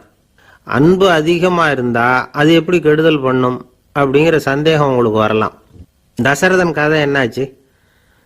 கைகேயி மேல வச்சு அளவு கடந்த அன்பு ராமன் காட்டுக்கு போறாப்புல ஆயிட்டுதுல்ல. தசரதன் எப்பேற்பட்ட அரசன். விஸ்வாமித்திரர் சொல்றார், என்ன மாதிரி முனிவர்களுக்கும் தேவர்களுக்கும் ஏதாவது கஷ்டம் வந்தா முதல்ல முருகன் கிட்ட போவோம், அப்புறம் பரமசிவனை போய் பார்ப்போம், அதுக்கப்புறம் திருமால் கிட்ட போவோம், அப்புறம் பிரம்மன் இந்திரன் இவங்களையெல்லாம் போய் பார்ப்போம், இவங்களால எல்லாம் முடியலன்னா கடைசியில் அயோத்திக்கு வருவோங்கிறார். உன்னை விட்டா வேற கதி உண்டோ அப்படின்னு தசரதனை பார்த்து விஸ்வாமித்திரரே சொல்றார். அப்பேற்பட்ட அரசன் தசரதன் கைகேயி காலில் விழறான். உன் பாதங்களை தொட்டு கெஞ்சி கேட்டுக்கிறேன், ராமனை காட்டுக்கு அனுப்பாதேங்கிறான். தசரதனுடைய இந்த நிலைமைக்கு என்ன காரணம்? அவன் கைகேயி மேல வச்ச அளவு கடந்த அன்பு தான் காரணம். இப்ப சொல்லுங்க, அன்பா இருந்தாலும் அது அளவுக்கு மீறி போனா கெடுதல் பண்ணுமா பண்ணாதா? அது மட்டும் இல்ல, அளவு கடந்த அன்பு நீதிக்கும் நியாயத்துக்கும் புறம்பான காரியங்களையும் செய்ய வச்சிரும். தசரதன் மிகச்சிறந்த நீதிமான், தர்மத்துக்கு விரோதமா ஒரு காரியமும் செய்யாதவன். அப்பேற்பட்டவன் தன்னுடைய மனைவியை பார்த்து என்ன சொல்றான் தெரியுமா? உனக்காக நான் என்ன செய்யணும் சொல்லு, செய்யறேன். ஒரு குற்றமும் செய்யாத ஒருத்தனை கொல்லணுமா கொல்றேன். மரண தண்டனை விதிக்கப்பட்ட ஒருத்தனை விடுதலை செய்ய சொல்றியா செய்யறேன். எந்த பிச்சைக்காரனையாவது கோடீஸ்வரனாக சொல்றியா ஆக்குறேன். அல்லது கோடீஸ்வரனை பிச்சைக்காரன் ஆக்கணுமா ஆக்குறேன் அப்படிங்கிறான். நீதிக்கு விரோதமான இந்த பாவங்களை செய்யறதுக்கு அப்பேற்பட்ட அரசன் எப்படி துணிஞ்சான்? மனைவி பேர்ல வச்ச அளவு கடந்த அன்புதான் காரணம். திரிசூலம், வஜ்ராயுதம், வாள் இதுகளால தாக்கப்பட்டா கூட அதையெல்லாம் கொஞ்சம் கூட லட்சியம் பண்ணாத ஒருத்தன் காமதேவனுடைய மலர் அம்புகள் தாக்குனா அதை அவனால தாக்கு பிடிக்க முடியல, விழுந்துடுறான். காமதேவனுக்குள்ள மகிமையே அதுதாங்கிறார் துளசிதாசர். அதனாலதான் பெரியவங்கள்லாம் என்ன சொல்றாங்கன்னா, எதையும் அளவுக்கு மீறி செய்யாதேங்கிறாங்க. அப்பா, அம்மா, மனைவி, மக்கள் எல்லார் பேர்லயும் அன்பு அவசியம்தான். ஆனா அந்த அன்பு அறிவுக்கு புறம்பா இருக்கக்கூடாது, அளவுக்கு மீறி இருக்கக்கூடாது. அப்பதான் வாழ்க்கை சுகமா இருக்கும். இல்லைன்னா அவஸ்தை தான். அளவுக்கு மீறின அன்புங்கிறது புரியுது, அது சரி. அறிவுக்கு புறம்பான அன்புங்கிறது எப்படி? ஒரு தாய்க்கு ஜலதோஷம் அல்லது ஏதோ ஒரு தொற்று நோயின்னு வச்சுங்களேன். அந்த அம்மாவுக்கு தன்னுடைய குழந்தை பேர்ல அளவு கடந்த அன்பு. தனக்கு நோய் இருக்கு, அது அடுத்தவங்களுக்கு தொற்றக்கூடியது அப்படின்னு தெரிஞ்சிருந்தோம் அன்பை காட்டுறதுக்காக அந்த குழந்தைக்கு முத்தம் கொடுக்குறேன்னு தூக்கி வச்சுக்கிட்டு கொஞ்சம் ஆரம்பிச்சதுன்னு வச்சுக்கோங்க, அது நல்லா இருக்குமா? இதுதான் அறிவுக்கு புறம்பான அன்புங்கிறது. அது மாதிரி விலங்குகள்கிட்ட அன்பாயிருன்னு சொல்றோம். அதுக்காக புலிக்கு முத்தம் கொடுக்க முடியுமா? அப்படி கொடுத்தா அது அறிவுக்கு புறம்பான அன்பு. அதனால அன்பு கூட அறிவுபூர்வமா இருக்கணும் அப்படிங்கிறத இன்னைக்கு தகவல் மூலமா நாம புரிஞ்சுக்கணும். இந்த காலத்து காதலன் தன்னுடைய காதலிகிட்ட சொன்னானாம், இதை பாரு, உன் பேர்ல எனக்கு அளவு கடந்த அன்பு, உனக்காக என்ன செய்யணும் சொல்லு செய்யறேன். நெருப்புல நடக்கணுமா நடக்கிறேன், நீர்ல குதிக்கணுமா குதிக்கிறேன், உயிரையே கொடுக்கணுமா கொடுக்கறேன் அப்படின்னா. சரி, வர்ற ஞாயிற்றுக்கிழமை சாயந்தரம் 6 மணிக்கு இதே இடத்துக்கு வாங்க அப்படின்னு அந்த பொண்ணு. இவன் கொஞ்சம் யோசனை பண்ணி பார்த்துட்டு, அன்னைக்கு மழை பெய்யாம இருந்தா வந்துடுறேன் அப்படின்னானா. ஒரு பெரிய அரசன் இந்த உலகம் பூராவையும் ஆண்டுகிட்டு இருந்தான். ரொம்ப காலம் அப்படி அரசாட்சி பண்ணிக்கிட்டு இருந்தான். திடீர்னு அவனுக்கும் சில எதிரிகள் முளைச்சாங்க. அவங்கெல்லாம் ஒன்று சேர்ந்து இவனை தோற்கடிச்சுட்டாங்க. தோத்து போனது இவனுக்கு பயம் வந்துட்டுது, எங்கே எதிரிகள் நம்ம கொண்டுடுவாங்களோ அப்படின்னு. வெளியில் வந்தால் தனக்கு ஆபத்துன்னு பயந்துக்கிட்டு யாருக்கும் தெரியாமல் ஒரு குகைக்குள்ளே போய் பதுங்கி கிடக்கிறான். நிலைமையை பாருங்க. முதல் நாள் அரண்மனையில் அதிகாரம் பண்ணிக்கிட்டு இருந்தவன் மறுநாள் குகையில் பயந்து போய் பதுங்கி கிடக்கிறான். ராத்திரி நேரம் வந்தது, பசி வயத்தை கிள்ளுது, பிச்சை எடுத்து சாப்பிட வேண்டிய நிலைமை. பிச்சை எடுக்கிறதுக்கு பாத்திரம் வேணுமே, என்ன பண்ணுறது அப்படின்னு அங்கேயும் இங்கேயும் பார்க்குறான். ஒரு மூலையில் யாரோ விட்டுட்டு போன ஒரு ஓடு கிடக்குது. அதை எடுத்துக்கிட்டு புறப்பட்டான். இருட்டில் வழி புரியல. ஏதோ ஒரு யூகத்தில் காலை மெதுவாக எடுத்து வச்சு நடந்து போய்கிட்டு இருக்கிறான். வழியில் ஒரு கருப்பு நாய் படுத்து கிடந்தது. இருட்டில் அவன் இது கண்ணுக்கு சரியாக தெரியல, அவனுக்கு தவறி போய் காலை வச்சுட்டான். அது மேலே நாய் சும்மா இருக்குமா, வள்ளுன்னு விழுந்து கடிச்சு விட்டுது. காலை பார்க்குறான், காலத்தையும் நினச்சி பார்க்குறான். அரண்மனையில் வீரக்கழல் அணிந்த காலை உடைய மன்னா அப்படின்னு புகழ்வாங்களே புலவர்கள்லாம். ஆனால் அது இன்னைக்கு நாய் கடித்த காலம் ஆயிட்டுதே அப்படின்னு நினைக்கிறான். அது மட்டும் இல்லை, முன்னாடி எல்லாம் பொற்கிண்ணங்களில் தான் அவன் சாப்பிடுவான். ஆனால் இப்போ உடஞ்சி போன ஓட்டு, அது ஓட்டை கையில் வச்சுக்கிட்டு நிற்கிறான். அதில் ஏதாவது யாராவது சாப்பாடு போடுவாங்களான்னு. முன்னாடியெல்லாம் நிறைய பேர் அரண்மனைக்கு வருவாங்க, அரசருக்கு காணிக்கைன்னு சொல்லி இவன் காலடியில் கொண்டாந்து கொட்டுவாங்க. அப்போலாம் இவன் அந்த ஜனங்களுடைய முகத்தை திரும்பி கூட பார்க்கறது இல்லை, ரொம்ப கர்வமாக உட்காந்துருப்பான். அதே ஆள் இன்னைக்கு எல்லார் கண்ணுலையும் படுறது மாதிரி பிச்சை எடுத்துக்கிட்டு இருக்கிறான். அப்போலாம் காணிக்கைகளை தன்னுடைய கையால் வாங்குறது தனக்கு கௌரவ குறைச்சல்னு நினச்சி தன்னுடைய வேலைக்காரங்களை விட்டு தான் அதை வாங்க சொல்லுவான். இப்போ பார்த்தீங்கன்னா அவனே தன் கையாலேயே பிச்சை வாங்குறான். நினச்சி பாருங்க, அந்த மனுஷன் நாள் அரசன், மறுநாள் பிச்சைக்காரன், எவ்வளவு வித்தியாசம். செல்வம் தான் இப்படி ஒரு வித்தியாசம் ஏற்படுறதுக்கு காரணம். அப்படிப்பட்ட செல்வம் வாழ்க்கையை நடத்துறதுக்கு நமக்கு தேவைதான். ஆனால் அதையே நாம் அடைய வேண்டிய பயனா நினைக்கிறோம் பாருங்க, அதுதான் வேடிக்கை. இதை நம்மாழ்வார் அழகா ஒரு பாசுரத்தில் சொல்றார். ஒரு நாயகமாய் ஓட உலகுடன் ஆண்டவர், கருணாய் கவர்ந்த காலர், சிதைகிய பானையர், பெருநாடு காண இம்மையிலே பிச்சைதாம் கொள்வர், திருநாரணன் தாழ் காலம் பெற சிந்தித்து உய்மினோ அப்படிங்கிறார் நம்மாழ்வார். ஒரு பெரிய பணக்காரர் ஒரு துறவிகிட்ட போய், சாமி என்கிட்ட நிறைய பணம் இருக்கு, இருந்தாலும் நிம்மதி இல்லை, என்னால் நிம்மதியாக இருக்க முடியல, என்ன காரணம்னு கேட்டாராம். உடனே அந்த துறவி இதுக்கு நேரடியாக பதில் சொல்லாமல் பக்கத்தில் நின்றுக்கிட்டு இருந்த ஒரு குழந்தைய கூப்பிட்டார். அது ஓடியாந்தது. ஒரு ஆப்பிள் பழத்தை எடுத்து அது கையில் கொடுத்தார். அதை வாங்கிக்கிட்டு குழந்தை சிரிச்சுது. இன்னொரு பழத்தை எடுத்து கொடுத்தார். அதை இன்னொரு கையில் வாங்கிட்டு சிரிச்சுது. மூணாவது ஆப்பிள் எடுத்து கொடுத்தார். 2 பழத்தையும் நெஞ்சில் அணைச்சிக்கிட்டு 3வது பழத்தையும் வாங்கிறதுக்கு முயற்சி பண்ணிச்சு. ஆனால் அது உடனே நழுவி கீழே விழுந்து உருண்டு ஓடிச்சு. ஏற்கனவே இருந்ததும் விழுந்துட்டுது. இப்போ அந்த குழந்தை அழ ஆரம்பிச்சுட்டுது. இப்போ அந்த துறவி பணக்காரர்கிட்ட சொன்னாராம், குழந்தைய கவனிச்சியா, 2 ஆப்பிள் போதும்னு அது நினைச்சிருந்தா இப்போ அது அழ வேண்டிய அவசியம் வந்திருக்குமா அப்படின்னாராம். எதுவுமே அளவுக்கு மிஞ்சினா துன்பம்தான். இந்த காலத்தில் இதெல்லாம் யாரு காதில் வாங்குறாங்க? ஒருத்தனை நல்ல வழிக்கு கொண்டு வரணும்னு நினைச்சு அவனை கூப்பிட்டு உட்கார வச்சு இந்த கதையை சொல்லிட்டு இருந்தாங்க. சொல்லிவிட்டு அந்த குழந்தை செஞ்சது தப்பு தானே அப்படின்னு கேட்டிருக்கிறாங்க. ஆமாம், தப்பு தான், நானா இருந்தா அப்படி செஞ்சிருக்க மாட்டேன் நானா இவன். 2 பழமே போதும்னு சொல்லியிருப்பியா அப்படின்னு கேட்டிருக்காங்க. அப்படி இல்லைங்க, அவர் கொடுக்க கொடுக்க ஒவ்வொரு பழமா வாங்கி பின்னாடி வச்சுட்டு மறுபடியும் கையை நீட்டுவேன் அப்படிங்கிறானா. இவெல்லாம் எந்த காலத்துல திருந்துறது?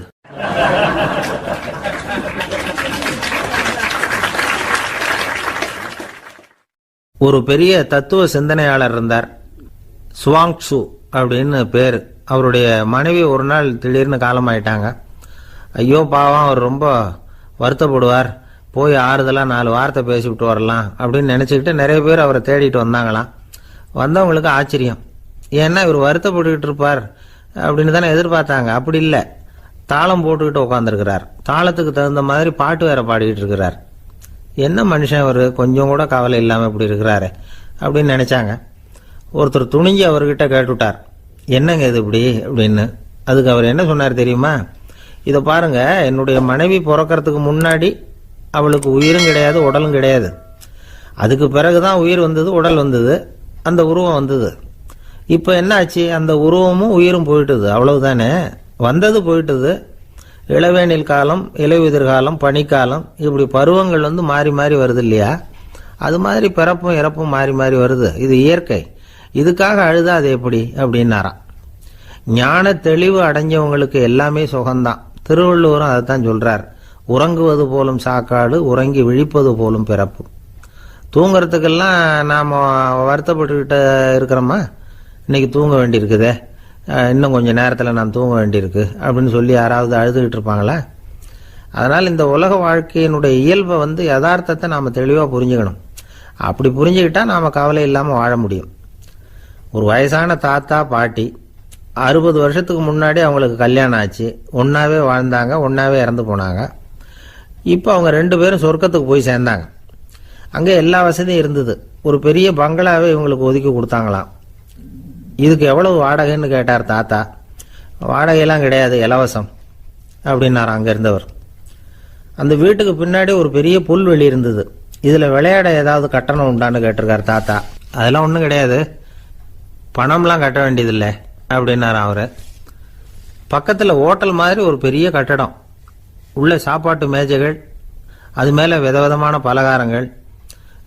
சாப்பாட்டுக்கெல்லாம் எவ்வளவு அப்படின்னு விசாரிச்சாராம் தாத்தா. அதுதான் சொன்னேனே, இங்கே எல்லாமே இலவசம்தான், எது வேணும்னாலும் சாப்பிட்லாம், எவ்வளவு வேணும்னாலும் சாப்பிட்லாம் அப்படின்னாராம். நீங்கள் சொல்கிறீங்க அப்படி, ஆனால் நான் சர்க்கரை சேர்த்துக்கக்கூடாது, உப்பு சேர்த்துக்கக்கூடாது, பாட்டி கையால் எப்பவும் பத்திய சாப்பாடு தான் அப்படின்னாராம் தாத்தா. இதை பாருங்கள், இங்கே உங்களுக்கு அந்த கவலையும் வேண்டியதில்லை.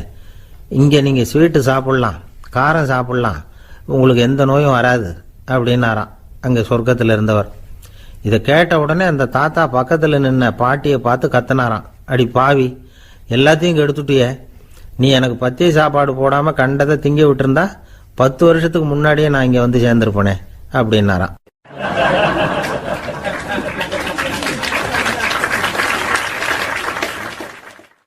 ஒரு சன்னியாசி, அவர் ஒரு நாள் ஒரு கனவு கண்டாராம். அந்த கனவுல அவர் சொர்க்கத்துக்கு போறார். அங்கே ஒரு பெரிய திருவிழா நடந்துகிட்டு இருக்குது. எங்கே பார்த்தாலும் அலங்கார வளைவுகள், வண்ணமயமான விளக்குகள், பாதைகள் பூரா மலர்கள், எல்லா கட்டடங்களும் ஒளிமயம். அவ்வளவு கோலாகலமா பிரம்மாண்டமா அந்த திருவிழா நடந்துகிட்டு இருக்குது. அது என்ன திருவிழாங்கிறது இந்த சன்னியாசிக்கு புரியல. அங்க எதிரில் வந்துகிட்டு இருந்த ஒருத்தரை நிறுத்தி, என்ன விசேஷம் இங்க அப்படின்னு விசாரிச்சாராம். உனக்கு தெரியாத விஷயம், இன்னைக்கு இறைவனுக்கு பிறந்த நாள், அதை தான் எல்லாரும் சேர்ந்து கொண்டாடுறோம். இதுக்காக பிரம்மாண்டமான ஊர்வலம் ஒன்று வரப்போகுது. இறைவனே அந்த ஊர்வலத்தில் கலந்துகிறார் அப்படின்னார் அவர். உடனே அந்த சன்னியாசி ஒரு மரத்து நிழல்ல ஒதுங்கி நின்றுக்கிட்டார். ஊர்வலம் வந்துகிட்டு இருக்குது. முதல்ல ஒரு குதிரை வந்துகிட்டு இருக்கு. அது மேலே ஒருத்தர் உட்காந்துருக்கிறார். அவருக்கு பின்னாடி நிறைய பேர் கூட்டமாக வந்துகிட்டு இருக்கிறாங்க. இவ்வளவு கூட்டம் இவர் பின்னாடி வருதே, யார் இவர் அப்படின்னு கேட்டார். ஒரு மதத்தின் பெயரை சொல்லி, இவர் அந்த மதத்தின் தலைவர், அவரை பின்பற்றுகிற மக்கள் கூட்டம் பின்னாடி வந்துகிட்டு இருக்குது அப்படின்னு விவரம் சொல்லியிருக்கிறாங்க. இவங்களுக்கு அடுத்தபடியா இன்னொரு குதிரையில் ஒருத்தர் வந்துகிட்டு இருக்கிறார். அவருக்கு பின்னாடி ஏகப்பட்ட கூட்டம். இவர் யாருங்க அப்படின்னு கேட்டிருக்கார் சன்னியாசி. அங்கே இருக்கிறவங்க விவரம் சொல்லியிருக்கிறாங்க. இன்னொரு மதத்தின் பெயரை சொல்லி, இவர் அந்த மதத்தினுடைய தலைவர், அவர் வழியை பின்பற்றுகிறவர்கள் அவர் பின்னாடி கூட்டமாக வந்துகிட்டு இருக்கிறாங்க அப்படின்ட்டு இருக்காங்க. இப்படி ஒவ்வொருத்தராக குதிரை மேலே வந்துக்கிட்டே இருக்கிறாங்க. அவங்கள பின்பற்றியும் ஒவ்வொரு கூட்டம் வந்துக்கிட்டே இருக்குது. அந்த பெரிய ஊர்வலம் அது பாட்டுக்கு போய்கிட்டு இருக்குது. கடைசியாக அது முடிஞ்சது ரொம்ப நேரம் கழிச்சு. அதுக்கப்புறம் கொஞ்சம் நேரம் கழித்து ஒரு வயசான ஆள் குதிரை மேலே வந்துக்கிட்டு இருக்கிறார். ஆனால் அவருக்கு பின்னாடி யாருமே இல்லை. அவர் பரிதாபமாக தனியாக வந்துக்கிட்டு இருக்கிறார். அவர் அந்த ஊர்வலத்தை சேர்ந்தவரா இல்லையாங்கிறதே தெரியல. இவர் யாரு, இவர் ஏன் இப்படி தனியாக வந்துக்கிட்டு இருக்கிறார் அப்படின்னு கேட்டிருக்கார் அந்த சன்னியாசி. என்னது இப்படி கேட்குறீங்க? இவர் தான் கடவுள். இவருக்காக தான் இன்னைக்கு இந்த ஊர்வலமே நடக்குது. இவருக்கு தான் இன்னைக்கு பிறந்த நாள். முன்னாடி போகிற ஊர்வலம் பூரா இவருடைய பிறந்த நாளை கொண்டாடுறதுக்காக தான் அப்படின்ட்டு இருக்காங்க. இதை கேட்டதும் அந்த சன்னியாசிக்கு திடுக்குன்னு தூக்கி போட்டிருக்கு. இது வரைக்கும் கனவு கண்டுகிட்டு இருந்தவர் முடிச்சுக்கிட்டார். அதுக்கப்புறம் தான் யோசிச்சு பார்த்துருக்கார். உண்மைதான், மக்கள் எல்லாரும் பக்தி மார்க்கத்தில் போகிறதா நினச்சிக்கிட்டு பாதை மாறி போயிட்டு இருக்கிறாங்க. கடவுளை பின்பற்றுவதாக நினைக்கிறாங்க பக்தர்கள். ஆனால் கடவுளுக்கு பின்னாடி யாருமே இல்லை. இன்னமும் இயல்பாக இதை பற்றி யோசிச்சு பார்த்தா, உண்மைக்கு பின்னாடி தான் நான் போய்கிட்டு இருக்கேன் அப்படின்னு நிறைய பேர் சொல்கிறாங்க. ஆனால் அந்த உண்மை அனாதையாக போய்கிட்டு இருக்குது. அப்படி ஆயிட்டுது உலகம். இந்த காலத்துலேயும் ஒரு ஊர்வலம், ஒரு பெரிய மனுஷருக்கு பிறந்த நாள் விழா. அவர் குதிரை மேலே ஏறி முன்னாடி போயிட்டு இருக்கிறார். அவருக்கு பின்னாடி ஒரு 100 பேர் தொண்டர்கள் அவங்க பாட்டுக்கு போகிறாங்க. எல்லாம் பணம் கொடுத்து ஏற்பாடு பண்ணவங்க. எல்லாம் பணம் வாங்கிட்டு பின்னாடி போயிட்டு இருக்கிறாங்க. கொஞ்சம் தூரம் நடந்ததும் கால் வலிக்க ஆரம்பிச்சுட்டுது. ஒவ்வொருத்தராக அப்படியே ஒதுங்க ஆரம்பிச்சுட்டாங்க. அதான் முன்னாடியே பணம் கிடைச்சிட்டுதே, இனிமேல் ஒதுங்கினா என்னன்னு ஒதுங்கிட்டாங்க. ஒரு கட்டத்தில் குதிரையில் போகிறவர் தற்செயலாக திரும்பி பார்க்குறாரு. பின்னாடி யாருமே இல்லை. எல்லாரும் ஓடி போயிட்டாங்க. ஒரே ஒரு ஆள் மட்டும் ரொம்ப விசுவாசமாக பின்னாடி நடந்து வந்துக்கிட்டு இருந்தான். ஏன்ப்பா நீ மட்டும் வந்துக்கிட்டு இருக்கிறியே, நீ வீட்டுக்கு போகலையான்னு கேட்டிருக்காரு அவர். நீங்கள் அந்த குதிரையையும் அதுக்குள்ள வாடகை பணத்தையும் கொடுத்துட்டீங்கன்னா நானும் போயிடுவேன் அப்படின்னு நானாம் இந்த ஆள்.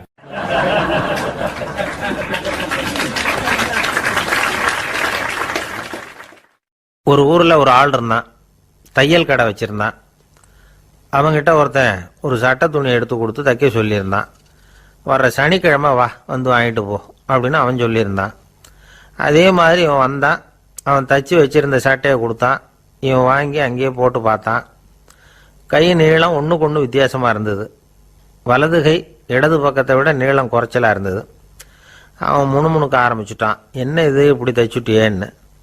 இதுக்கு அவன் சொன்னான், ஐயையோ இதுக்காகவா சங்கடப்படுறீங்க, வலது கையை மட்டும் கொஞ்சம் உள்ளே இழுத்தாப்புல வச்சுக்கிட்டீங்கன்னா சரியாக போகுது.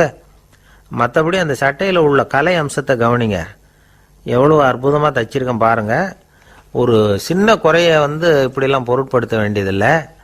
நான் சொன்னது மாதிரி கையை கொஞ்சம் உள்ளே இழுத்தது மாதிரி வச்சுக்கிட்டு நடந்து போங்க, ஜோராக இருக்கும் அப்படின்னா.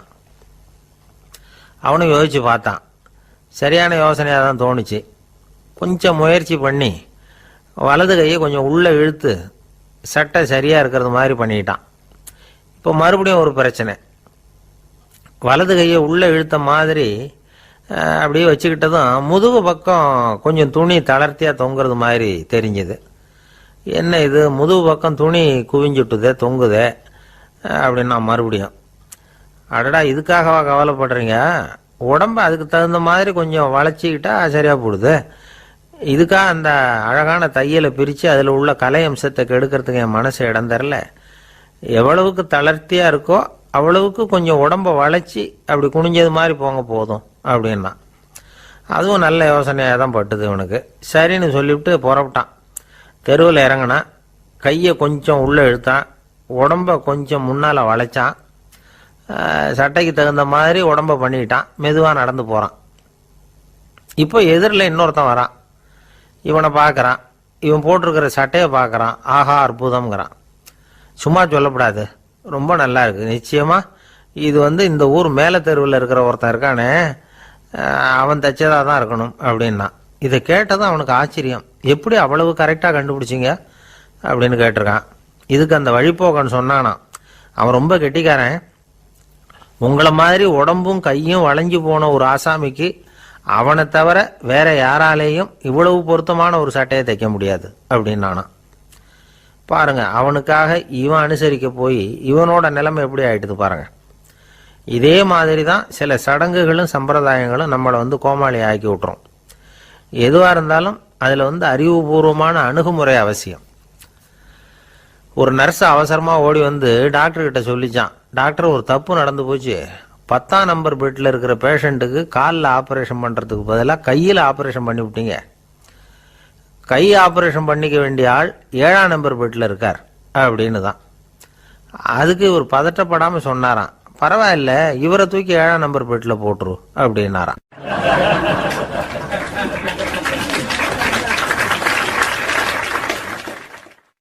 ஒரு மாணவனை பார்த்தேன்.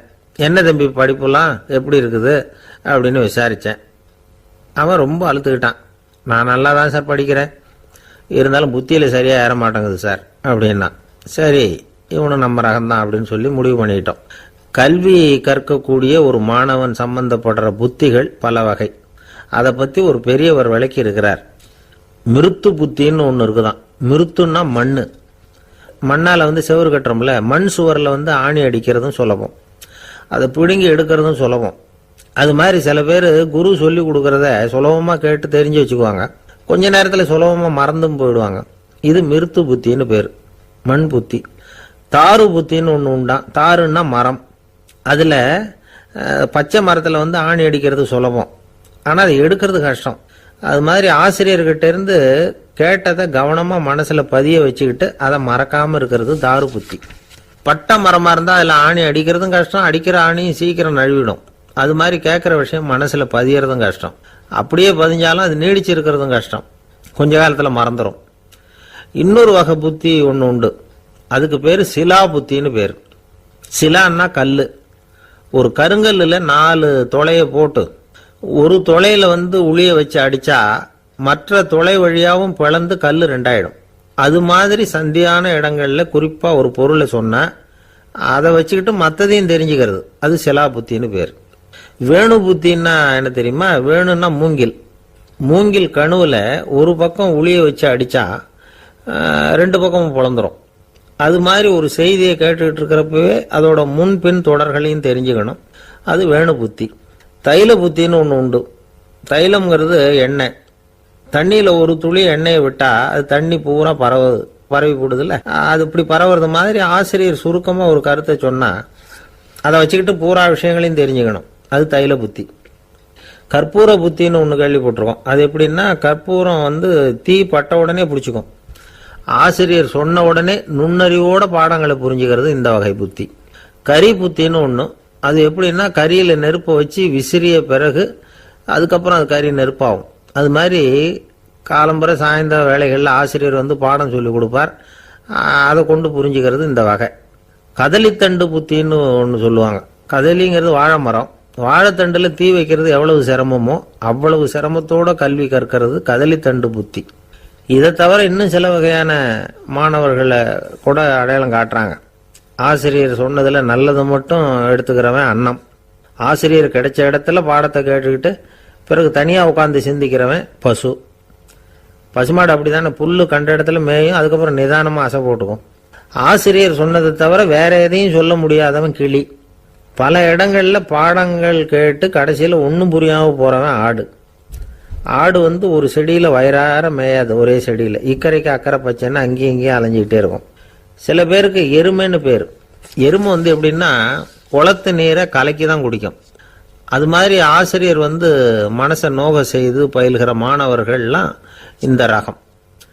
இவ்வளவுலாம் இருந்தாலும் இந்த காலத்து மாணவர்கள்லாம் ஒரு தனி ரகம். ஒரு ஆசிரியர் வகுப்புல பாடம் நடத்திக்கிட்டு இருந்தார். இலக்கண வகுப்பு. இறந்த காலம், நிகழ்காலம், எதிர்காலம், past tense, present tense, future tense, இதை பற்றிலாம் பாடம் நடத்துகிறார். எல்லாம் சொல்லி கொடுத்துட்டு இப்போ நான் ஒரு வாக்கியம் சொல்லுவேன், அது என்ன காலம் அப்படிங்கிறத நீங்கள் சொல்லணும்னார் ஆசிரியர். சரின்னாங்க மாணவர்கள்லாம். நான் நாளைக்கும் பாடம் நடத்த போகிறேன், இது என்ன காலம் அப்படின்னு கேட்டார் ஆசிரியர். அதாவது நான் நாளைக்கும் பாடம் நடத்த போகிறேன், இந்த வாக்கியம் என்ன காலம்னு கேட்டார். ஒரு பையன் மெதுவாக எழுந்திரிச்சு சொன்னான், இது எங்க போதாத காலம் சார் அப்படின்னு சொல்லிவிட்டு உட்காந்துட்டானா.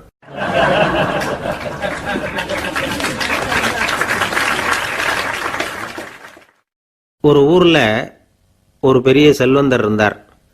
பணத்துக்கு பஞ்சம் இல்லை. அதனால இந்த உலகத்துல முடியாத காரியம் எதுவும் இல்லைன்னு நினைச்சார். பணம் இருந்தாலே அந்த நினைப்பு தானா வந்துடும். அதனால இவரும் அப்படி நினைச்சதுல ஒன்றும் தப்பு இல்லை. அந்த ஊருக்கு குருநானக் ஒரு தடவை வந்தார். அவருக்கு இந்த செல்வந்தர் ரொம்ப பிரமாதமா ஒரு வரவேற்பு கொடுத்தார். ஊர் எல்லையிலேயே எங்க வீட்டுக்கு விருந்து சாப்பிட்டுட்டு போகணும்னு கேட்டுக்கிட்டார். அவரும் சரின்னு ஒத்துக்கிட்டார். உடனே தன்னுடைய பங்களாவில் ஒரு பெரிய விருந்துக்கு ஏற்பாடு பண்ணார். குருநானக் அழைச்சிட்டு வீட்டுக்கு போனார், உட்கார வச்சார். ஐயா, நான் இந்த ஊர்லயே ரொம்ப பெரிய வசதி உள்ளவன், என்னால் எல்லாம் முடியும். உங்களுக்காக நான் என்ன செய்யணும்னு சொல்லுங்க, எதுவாக இருந்தாலும் பரவாயில்ல, எவ்வளவு செலவானாலும் பரவாயில்ல, என்னால் செய்ய முடியும். என்ன செய்யணும்னு சொல்லுங்க, அது போதும், நான் செய்கிறேன் அப்படின்னு நான் ரொம்ப பணிவா. இதை கேட்டதும் குருநானக் சிந்திச்சார் கொஞ்ச நேரம். அதுக்கப்புறம் தன்னோட சட்டை பைக்குள்ள கையை விட்டு ஒரு பழைய ஊசி ஒன்று எடுத்தார். அந்த செல்வந்தர்கிட்ட கொடுத்தார். இதை பாருங்க, இவ்வளவு தூரம் நீங்கள் கேட்கறதுனால சொல்கிறேன், எனக்கு நீங்கள் செய்ய வேண்டிய உதவி இதுதான்னார். ஊசியை கையில் வாங்கிக்கிட்டு இது என்ன செய்யணும்னு சொல்லுங்க அப்படின்னார் அவர். நீங்கள் செய்ய வேண்டியது என்னன்னா, இந்த ஊசியை பத்திரமா வச்சிருக்கணும். நாம் 2 பேரும் இறந்து போனதுக்கு பின்னாடி இன்னொரு உலகத்தில் நாம் சந்திக்கக்கூடிய வாய்ப்பு இருக்குது. அப்போ இந்த ஊசியை என்கிட்ட கொண்டாந்து கொடுக்கணும். இதுதான் நீங்கள் எனக்காக செய்ய வேண்டிய உதவி அப்படின்னார் குருநானக் லேசாக சிரிச்சுக்கிட்டே. இதை கேட்ட உடனே இந்த பெரியவர் முழிக்க ஆரம்பிச்சிட்டார். அது எப்படிங்க, நான் சாகிறப்ப எப்படி இந்த ஊசியை எடுத்துக்கிட்டு இன்னொரு உலகத்துக்கு வர முடியும்னார். ஊசி மாதிரி ஒரு சின்ன பொருளை கூட இந்த உலகத்தை விட்டு நாம் போகிறப்ப எடுத்துகிட்டு போக முடியாதுங்கிறப்போ உங்களோட செல்வத்தையெல்லாம் எப்படி அங்கே எடுத்துகிட்டு வர போகிறீங்க அப்படின்னு கேட்டார் குருநானக். அதுக்கப்புறம் தான் அந்த பெரியவர் யோசிக்க ஆரம்பிச்சாராம்.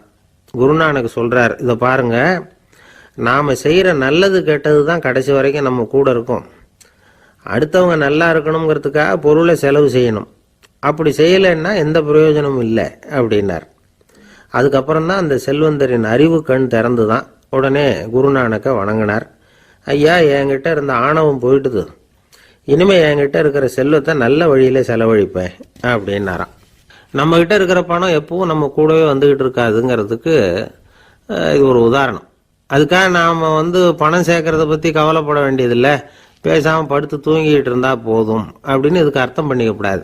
முறையான வழியில் பணம் சேர்க்கணும், அதை முறையான வழியில் செலவு பண்ணணும். அதனால் ஏற்படக்கூடிய மன நிறைவு இருக்கு பாருங்க, அது அனுபவிச்சவங்களுக்கு தான் தெரியும். சொர்க்கத்துக்கு போகிறவங்க இங்கேருந்து பணத்தை எடுத்துகிட்டு போக முடியாது. ஆனால் நம்ம செல்வத்தை இங்கே மற்றவங்களுக்கு பயன்பட செய்து அதனால் ஏற்படுற புண்ணியம் இருக்கு பாருங்க, அதை எடுத்துகிட்டு போக முடியுமா. இதுதான் ஆன்மீகவாதிகள்லாம் சொல்கிற கருத்து. ஜான் நியூட்டன் ஒருத்தர், அவர் சொன்னார், நான் எப்போவாவது சொர்க்கத்துக்கு போய் சேர்ந்தேன்னா அங்கே 3 அதிசயங்களை பார்ப்பேன்னார். என்னன்னு கேட்டாங்க. நான் யார் யார் இருக்க மாட்டாங்கன்னு நினச்சிக்கிட்டு இருந்தேனோ அவங்களில் சில பேர் அங்கே இருப்பாங்க, அது ஒரு பெரிய அதிசயம்னார். சரி, அடுத்தது என்ன? 2வது அதிசயம் என்னன்னா, அங்கே இருப்பாங்கன்னு நான் எதிர்பார்த்த சில பேர் அங்கே இருக்க மாட்டாங்க அப்படின்னார். சரி, 3வது பெரிய ஆச்சரியம் என்ன அப்படின்னா, நான் அங்கே இருக்க பாருங்க, அதுதான் அந்த 3வது அதிசயம் அப்படின்னாராம்.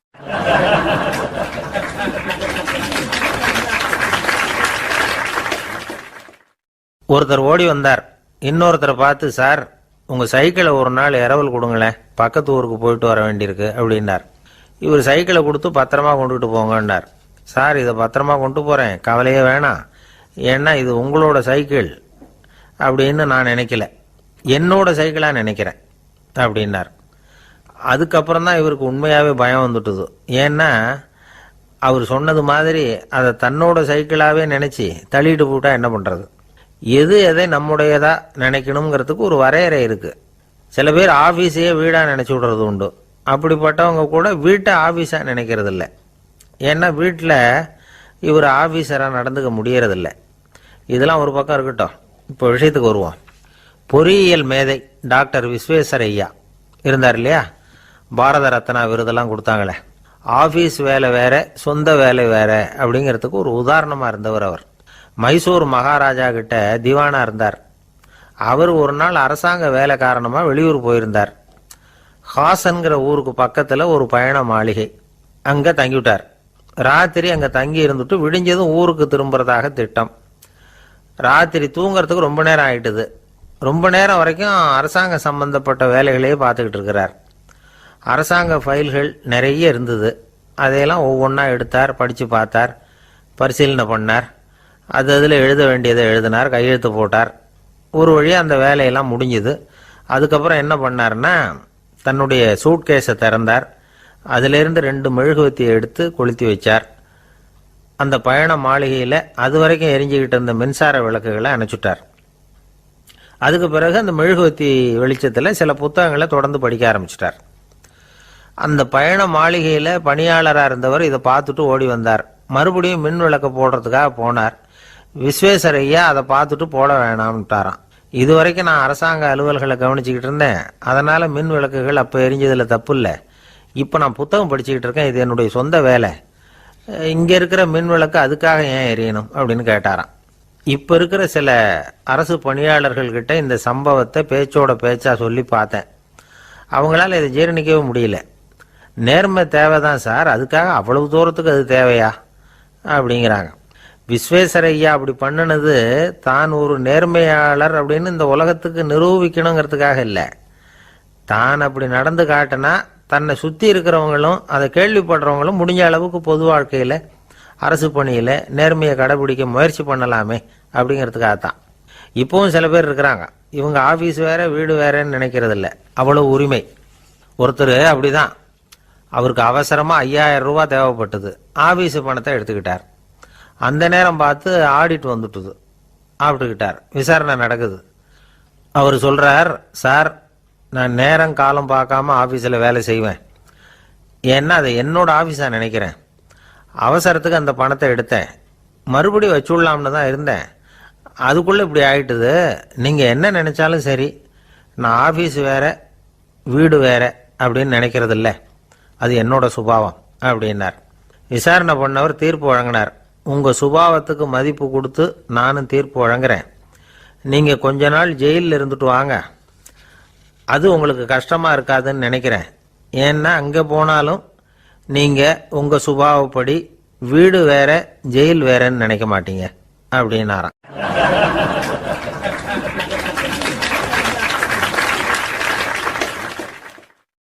திபேத் நாட்டில் புத்த மடாலயங்கள் நிறைய உண்டு. அதுக்கு ஒரு தலைமையகமும் உண்டு. அது இந்த திபேத் தலைநகரம் லாசாவில் இருக்குது. ரொம்ப காலத்துக்கு அப்பால் அதை பற்றிலாம் நிறைய விவரங்கள் எழுதி வச்சிருக்கிறாங்க. அது இப்போவும் நமக்கு கிடைக்குது. அதாவது ரொம்ப தூரத்துக்கு அந்தாண்ட மலைகளுக்கு நடுவில் ஒரு கிளை மடாலயம். அந்த மடத்தின் தலைவருக்கு வயசாயிட்டு தான். அதனால் தலைமை பொறுப்பை வேற ஒருத்தர்கிட்ட ஒப்படைக்கலாம் அப்படின்னு முடிவு பண்ணாராம். உடனே ஒரு லாமாவை கூப்பிட்டார். அவர் மூலமாக தலைமை மடாலயத்துக்கு செய்தி அனுப்புனார், பொருத்தமான வாரிசு ஒருத்தரை அனுப்பி வைக்கும்படியாக. அந்த வாலிப லாமா புறப்பட்டார். காடு மேடெல்லாம் நடந்து போகிறார். ரொம்ப நாள் கழித்து தலைமை பீடத்தை அடைஞ்சார். தலைமை குருக்கிட்ட விவரத்தை சொன்னார். தகுதியான ஒருத்தரை அனுப்பி வச்சா அழைச்சிட்டு போகிறேன் அப்படின்னார். சரி, நாளைக்கு காலையில் நீங்கள் அவங்க எல்லாரையும் அழைச்சிட்டு போகலாம்னார் அவர். அவங்க எல்லாரையுமா? அங்கே தேவைப்படுறது ஒருத்தர் தானே அப்படின்னார் இவர். ஆமான்னார். அப்புறம் ஏன் எல்லாரையும் அழைச்சிட்டு போக சொல்கிறீங்கன்னார். அது இப்போ உனக்கு புரியாது. நான் ஒரு 100 பிக்குகளை அனுப்புகிறேன், அதாவது பிக்ஷுகளை. அவ்வளவு பேரையும் அங்கே வச்சு சமாளிக்க முடியாது அப்படின்னார் இவர். இருந்தாலும் இப்போ அந்த தலைமை குரு என்ன சொன்னார்னா, அதை பற்றி கவலைப்படாத, நான் 100 பேரை அனுப்புகிறேன். அதில் 99 பேர் வழியிலேயே காணாமல் போடுவாங்க, ஒருத்தன் மட்டும்தான் வருவான். அவனும் அங்கே வந்து சேர்ந்துட்டானா நீ ரொம்ப கொடுத்து வச்சவன் அப்படின்னார். இவருக்கு ஒன்றும் புரியல. இருந்தாலும் மறுநாள் அந்த வாலிபல் ஆமா 100 பேரை அழைச்சிக்கிட்டு புறப்பட்டார். போகிற வழியிலேயே பல பேர் அங்கங்கே பிச்சுக்கிட்டு போயிட்டாங்க. அவர் சொன்னது மாதிரியே வழியில் அவங்க ஊர்கள் இருந்தது தான் காரணம். அப்பா அம்மாவை பார்த்துட்டு வரேன் அப்படின்னு கொஞ்சம் பேர் போனாங்க. சொந்த பந்தத்தை பார்த்துட்டு வரேன் அப்படின்னு கொஞ்சம் பேர். ஒரு வாரம் ஆச்சு. இப்போ மிஞ்சினது 10 பேர் தான். வழியில் ஒரு நகரம். அங்கே சில பிஷுக்கள் வந்து சந்திச்சாங்க. எங்கள் மடத்து தலைவர் இறந்துட்டார், உங்களில் யாராவது ஒருத்தர் எங்களுக்கு தலைவராக முடியுமா அப்படின்னு கேட்டாங்க. 10 பேரும் தயார். அதில் ஒருத்தரை அழைச்சிட்டு அவங்க போயிட்டாங்க. இன்னொரு ஊரில் சில பேர் வந்தாங்க, வழி மறிச்சாங்க. நில்லுங்க, எங்கள் மன்னர் மகளுக்கு திருமணம், அதை நடத்தி வைக்க 3 லாமாக்கள் தேவை அப்படின்னாங்க. இப்படி கொஞ்சம் கொஞ்சமாக எல்லாரும் காலி. கடைசியில் 2 பேரும் மிஞ்சினாங்க. அங்கே ஒரு இளம்பெண் எதிரில் வந்தா, எங்கள் அப்பா வேட்டைக்கு போயிருக்கிறாரு, இன்னும் திரும்பி வரல, வீட்டில் வேற யாரும் இல்லை, தனியாக இருக்க பயமாக இருக்குது, யாராவது ஒருத்தர் எனக்கு துணையாக இருக்கணும் அப்படின்னு கேட்டுக்கிட்டா. எங்கள் 2 பேரில் நீயே ஒருத்தரை தேர்ந்தெடுத்துக்கோ, இல்லைன்னா எங்களுக்குள்ள சண்டை வந்துடும் அப்படின்னாங்க. இப்போ மிஞ்சினவர் ஒருத்தர். அவருக்கும் ஒரு சோதனை வந்தது. ஒரு தர்க்கவாதி எதிரில் வந்தான். உன்னோட வாதம் பண்ணணும்னா, இவனோட வாதம் பண்ணுறேன், அது முடிய ரொம்ப காலம் ஆகலாம், தர்க்கத்தில் நான் ஜெயிச்சா அங்கே வரேன், இல்லைன்னா இவருடைய சீடனை ஆயிடுவேன் அப்படின்னார் அவர். கடைசியாக அழைக்க வந்த வாலிபலாமா மட்டும் வெறும் கையோடு திரும்பி போனார். அங்கே இருந்த வயசான மடாதிபதி கேட்டார், எத்தனை பேர் அங்கேருந்து புறப்பட்டீங்கன்னார். என்னையும் சேர்த்து 101ன்னார் அவர். நல்லது, நீயாவது திரும்பி வந்தியே, அதுதான் எனக்கு போதும், ஏன்னா நீ தான் எனக்கு உண்மையான வாரிசு, அந்த 100 பேரில் யாரும் வரமாட்டாங்க அப்படின்னார் அவர். ஏன்னா அவருக்கு தெரியும் இவர் ஒருத்தர் தான் திரும்பி வருவாருங்கிறது. திபேத்தில் ஒரு பழங்கால பழமொழி உண்டாம், 100 பேர் செல்லலாம், எப்பொழுதாவது ஒருவன் அபூர்வமாக அடைய வேண்டிய இடத்தை அடைவான். இதுதான் அந்த பழமொழி. ஒரு உன்னதமான இலக்கை அடையணும்னா அது அவ்வளவு சுலபமான காரியம் இல்லை. இந்த காலத்து மடாலயம் ஒன்று, அதில் ஒரு தலைவர், அவருக்கு வயசாயிட்டுது, தனக்கு ஒரு வாரிசை நியமிக்கணும் அப்படின்னு ஆசைப்பட்டார். ரொம்ப கஷ்டப்பட்டு ஒருத்தரை பிடிச்சார். தனக்கு வாரிசா நியமிச்சுட்டு அவர் சமாதி ஆயிட்டார். புதுசாக பொறுப்பேற்றுக்கிட்டவர் அப்படியே உட்காந்துருந்தார். அவரை தேடிட்டு பத்திரிகை நிருபர்கள்லாம் வந்தாங்க, கேட்டாங்க. அவர் உங்கள் பொறுப்பில் வந்து அவர் பெரியவர் விட்டுட்டு போன இது எவ்வளவு சுமாராக தேரும், எவ்வளவு விட்டுட்டு போனார் அப்படின்னு கேட்டிருக்கிறாங்க. அது என்ன ஒரு 50 லட்சம் இருக்கும் அப்படின்னாராம். அவ்வளவும் பணமா அப்படின்னு கேட்டிருக்காங்க. இல்லைங்க, கடன் அப்படின்னாராம் இவர்.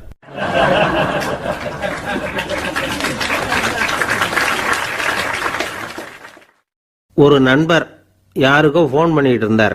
அவர் பேசி முடிச்சதும் நான் அவரை பார்த்து, இப்போ ஃபோன் பண்ணீங்களே, அந்த ஃபோன் நம்பர் என்ன அப்படின்னு கேட்டேன். அவர் தலையை சொரிஞ்சுக்கிட்டார், ஞாபகம் வரலன்னார். சரி சார், அதை விடுங்க, உங்கள் மனைவி பேர் என்ன அப்படின்னு கேட்டேன். மாலதின்னார். என்ன சார் இது வேடிக்கை, கொஞ்ச நேரத்துக்கு முன்னாடி பேசின ஃபோன் நம்பர் வந்து மறந்து போச்சு, எப்போவோ கல்யாணம் பண்ணிக்கிட்ட மனைவி பேர் மறக்கலை, அதை கரெக்டாக சொல்லிவிட்டீங்களே அப்படின்னு கேட்டேன். அவர் என்ன ஒரு மாதிரியாக பார்த்தார். அவர் அப்படி என்னை பார்த்ததில் ஒன்றும் தப்பு இல்லை, ஏன்னா நாம் எல்லாருமே அப்படித்தானே, ஒரு குறிப்பிட்ட காரியத்துக்காக தொலைபேசியில் ஒருத்தட்ட பேசுகிறோம், அதுக்கப்புறம் அந்த எண் வந்து நமக்கு அனாவசியம், அதனால் மறந்துடுறோம். இதுக்கு பேர் தான் தற்காலிக ஞாபகம். ஆனால் மனைவி பேரை வந்து மறந்துட முடியுமா? முடியாது. அது வந்து அவசியமான ஒன்று. அடிக்கடி அந்த பேரை வந்து உபயோகப்படுத்துகிறோம், அதனாலேயும் அது வந்து முக்கியங்கிறதுனாலேயும் அதை மறக்கிறது இல்லை. இதுக்கு பேர் நிரந்தர ஞாபகம். சரி, இந்த தற்காலிக ஞாபகம், நிரந்தர ஞாபகம், இது 2 ஞாபக அளவுகளையும் கட்டுப்படுத்துறது எது அப்படின்னா மூளைக்குள்ள நடக்கிற மின்சார நடவடிக்கைகள் தான். தற்காலிக ஞாபகம் ஒரு மின்னல் மாதிரி தோன்றி மறையுது. நிரந்தர ஞாபகம் ஒரு படிவம் போல மூளையில படிஞ்சுடுது. ஒரு சம்பவத்தின் பல பிரதிகள் மூளையில பல்வேறு பகுதிகளிலேயும் படிகிறதுனால ஒன்று மறைஞ்சாலும் மறந்தாலும் இன்னொன்று மறையறதில்லை. இப்படிப்பட்ட நிலைமையில தான் இந்த தொண்டையில் இருக்கு, வாயில் வரமாட்டேங்குது சார் அப்படிமா. ஒருத்தருக்கு எந்த துறையில் ஆர்வமும் ஈடுபாடும் அதிகமோ அது சம்பந்தமான ஞாபக சக்தி அதிகமாக இருக்கும். தொழிலை விரும்புகிற ஒரு டெலிஃபோன் ஆபரேட்டருக்கு எண்கள்லாம் நல்ல ஞாபகம் இருக்கும். அது மாதிரி கவிஞர்களுக்கு வார்த்தைகள் நல்ல ஞாபகத்தில் இருக்கும். இது ஒரு பக்கம் இருந்தாலும் ஒரு மூளை வந்து எண்களை விட எழுத்துக்களை விட படங்களை ரொம்ப சுலபமாக ஞாபகத்தில் வச்சுக்குது. புரிஞ்சுக்கிற தன்மை, அனுபவம், புத்தி கூர்மை இது கூடி குறையிறத பொறுத்து ஞாபக சக்தியும் ஏறும் இறங்கும். இப்போ உதாரணத்துக்கு ஒரு பையனுக்கு படித்தது எதுவும் ஞாபகத்தில் இல்லைன்னா அவன் அதை சரியாக புரிஞ்சுக்கலன்னு அர்த்தம். இந்த மறதிங்கிறது எந்த சமயத்தில் ஒரு பிரச்சனை ஆகுது தெரியுமா? உங்களுக்கு வேண்டியப்பட்ட ஒருத்தரை ஞாயிற்றுக்கிழமை சாயந்தரம் சரியாக 5 மணிக்கு கடற்கரைக்கு வர சொல்லிவிட்டு அந்த நேரத்தை மறந்துவிட்டா அது பரவாயில்ல, வர சொன்னதையே மறந்துவிட்டா தான் நிலைமை மோசம்னு அர்த்தம்.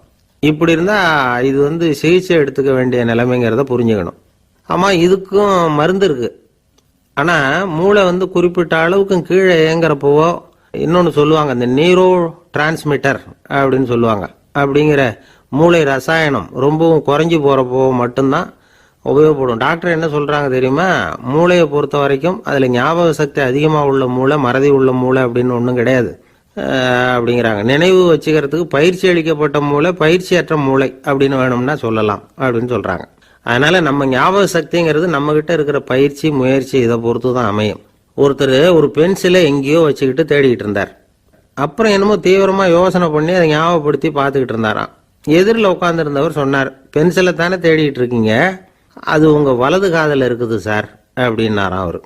இதுக்கு அவர் சொல்லியிருக்காரு, பென்சிலை வலது காதில் தான் வச்சிருக்கேங்கிறது எனக்கு நல்லா ஞாபகம் இருக்கு, ஆனா எது வலது காதுங்கிறது தான் மறந்து போச்சு அப்படின்னாராம். அவர் அதை தான் யோசிச்சுட்டு இருந்திருக்கிறார்.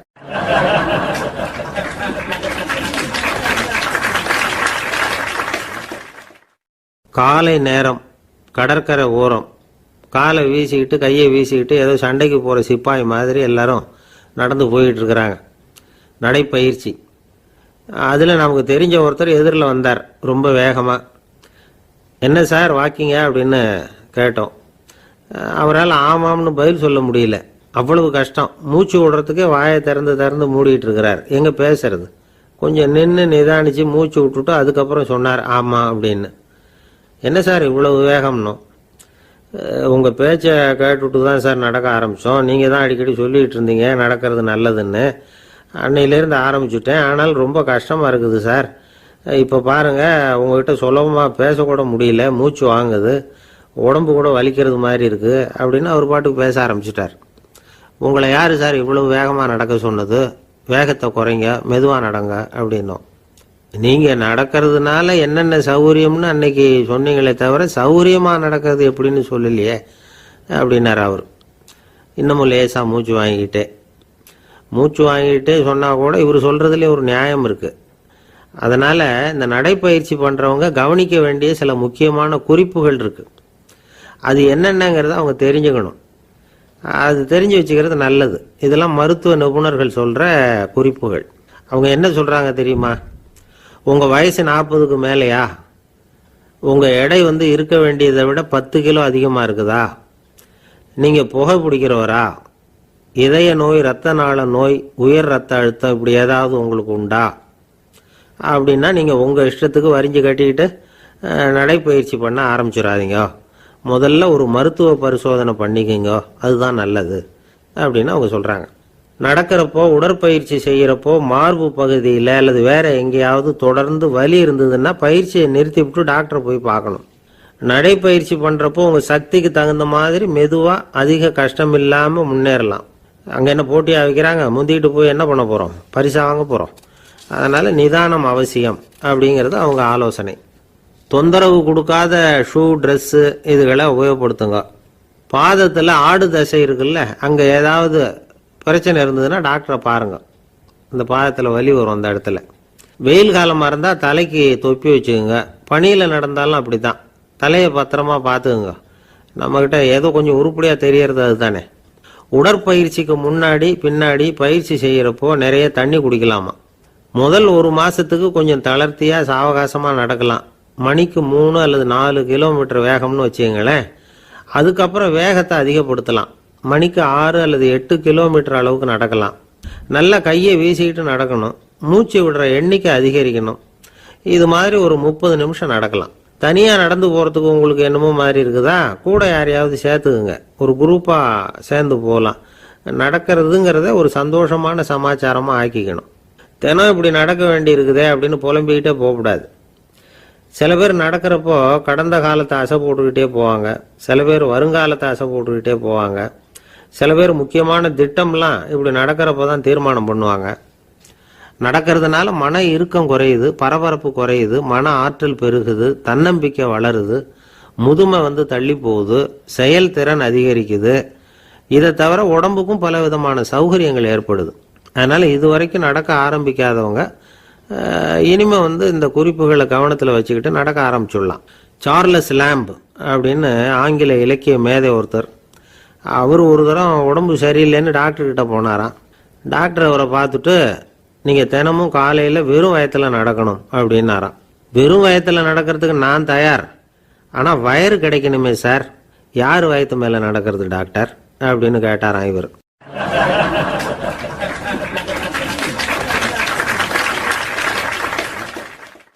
எனக்கு ஒரு உதவி செய்யணும் அப்படின்னு நம்மளை பார்த்து ஒருத்தர் கேட்குறாருன்னு வச்சுங்களேன், உடனே நாம் அவரை பார்த்து என்ன உதவின்னு கேட்போம். இதுதான் சராசரி மனிதர்களின் இயல்பு. ஆனால் ஒருத்தர் எனக்கு ஒரு உதவி செய்யணும் அப்படின்னு கேட்ட உடனே என்ன உதவின்னு கூட கேட்காம சரி செய்கிறேன் அப்படின்னு ஒத்துக்கிறது இருக்கு பாருங்க, அது கொஞ்சம் அபூர்வம். அந்த காலத்தில் ஒருத்தர் இருந்தார். அவர் எப்படி தெரியுமா, உதவி கேட்குறவங்க நல்லவங்களா கெட்டவங்களா அப்படின்னு கூட பார்க்கல, தனக்கு நன்மையா தீமையா அப்படின்னு கூட பார்க்கல, உதவி செய்கிறேன்னு புறப்பட்டு விட்டார். அவர் யார் தெரியுமா, அவர் தான் நல சக்கரவர்த்தி. அவர் மாதிரி நாமும் உதவி கேட்குறவங்களுக்கு உடனே உதவி செய்கிறதுக்கு தயாராக இருக்கணும் அப்படின்னு சொன்னார் ஒரு ஆன்மீக பேச்சாளர். நல சரித்திரத்தை அவர் சொல்லிக்கிட்டு இருந்தார். இந்திரன், அக்னி, வருணன், யமன் இவங்க 4 பேரும் நலனை பார்த்து எங்களுக்கு நீ உதவி செய்யணும், எங்களுக்காக நீ தூது போகணும் அப்படின்னு கேட்குறாங்க. யாருக்கிட்ட தூது போகணும், என்ன காரியத்துக்காக போகணும் அப்படின்னு கேட்கணும்ல. நலன் அப்படி கேட்கவே இல்லை, உடனே சரின்னு ஒத்துக்கிறான். அதுக்கப்புறம் அவங்க விவரம் சொல்கிறாங்க, என்ன உதவி, யாருக்கிட்ட தூது போகணும் அப்படிங்கிற விவரத்தை சொல்கிறாங்க. நலனுக்கும் அப்புறம்தான் புரியுது, எந்த தமயந்தியை இவன் காதலிச்சானோ, எந்த தமயந்தின் சுயம்பரத்துக்காக இவன் போய்கிட்டு இருக்கிறானோ அந்த தமயந்தியை பார்த்து தங்களுக்காக அவகிட்ட வாதாடணும், பேசணும், தங்களில் ஒருத்தரை கல்யாணம் பண்ணிக்கும்படியாக கேட்கணும் அப்படின்னு அவங்க 4 பேரும் நலன்கிட்ட கேட்குறாங்க. இதை கேட்டதும் நலன் கொஞ்சம் கூட முகம் சுளிக்கலை, பதட்டப்படலை. நேராக தமயந்தி கிட்ட போகிறான். இந்திரன், அக்னி, வருணன், யமன் இவங்களோட சிறப்புகளை எடுத்து சொல்கிறான். இவங்களில் ஒருத்தரை கல்யாணம் பண்ணிக்கலாம் அப்படின்னு சொல்லி கேட்டுக்கிறான். ஆனால் இதுக்கு தமயந்தி சம்மதிக்கலை. சுயம்வரம் நடக்குது, அவள் நலனை தேர்ந்தெடுக்கிறாள். அந்த 4 பேரும் நலனுக்கு நிறைய வரங்கள்லாம் கொடுக்குறாங்க. அதுக்கப்புறம் இப்படி போகுது கதை. இதில் நாம் கவனிக்க வேண்டியது என்னென்னா, உதவின்னு கேட்ட உடனே என்ன உதவின்னு கேட்காம சரி செய்கிறேன்னு சொன்னான் பாருங்க, அதை கொஞ்சம் சிந்திக்கணும். செய்கிறேன்னு ஒத்துக்கிட்டதுக்கு அப்புறம் அது என்ன உதவின்னு தெரிஞ்சும் முகம் சுளிக்காமல் அதை செஞ்சான் பாருங்க, அதையும் கொஞ்சம் சிந்திக்கணும். நம்மளும் ஒருத்தன் ஒரு நண்பனை தேடி போனான், எனக்கு ஒரு உதவின்னா சரி சொல்லுன்னா, இப்போ உங்ககிட்ட 2 கார் இருந்தால் என்ன பண்ணுவேன்னா, உடனே அதில் ஒன்று உங்ககிட்ட கொடுத்துருவேன்னா, அவன் உங்ககிட்ட 2 பங்களா இருந்தால் என்ன பண்ணுவேன்னா, அதில் ஒன்று உங்ககிட்ட கொடுத்துருவேன்னா, உங்ககிட்ட 2 பேனா இருந்தால் என்ன பண்ணுவேன்னா, அதில் ஒரு பேனாவை உங்ககிட்ட கொடுக்க மாட்டேன்னா அவன். ஏன்டா அப்படி சொல்கிறேன்னா, ஏன்னா இப்போ நிஜமாவே என்கிட்ட 2 பேனா இருக்குது, அதனால் அப்படி சொல்கிறேன் அப்படின்னு நானா அவன்.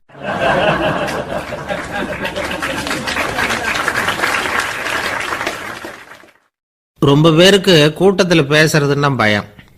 நமக்கு ஒன்றும் தெரியாதுன்னு மற்றவங்க நினச்சிடக்கூடாதுங்கிற எண்ணம் தான் இதுக்கு காரணம். ரொம்ப முக்கியமான ஒரு கூட்டம்னா பயமும் அதிகமாக இருக்கும்.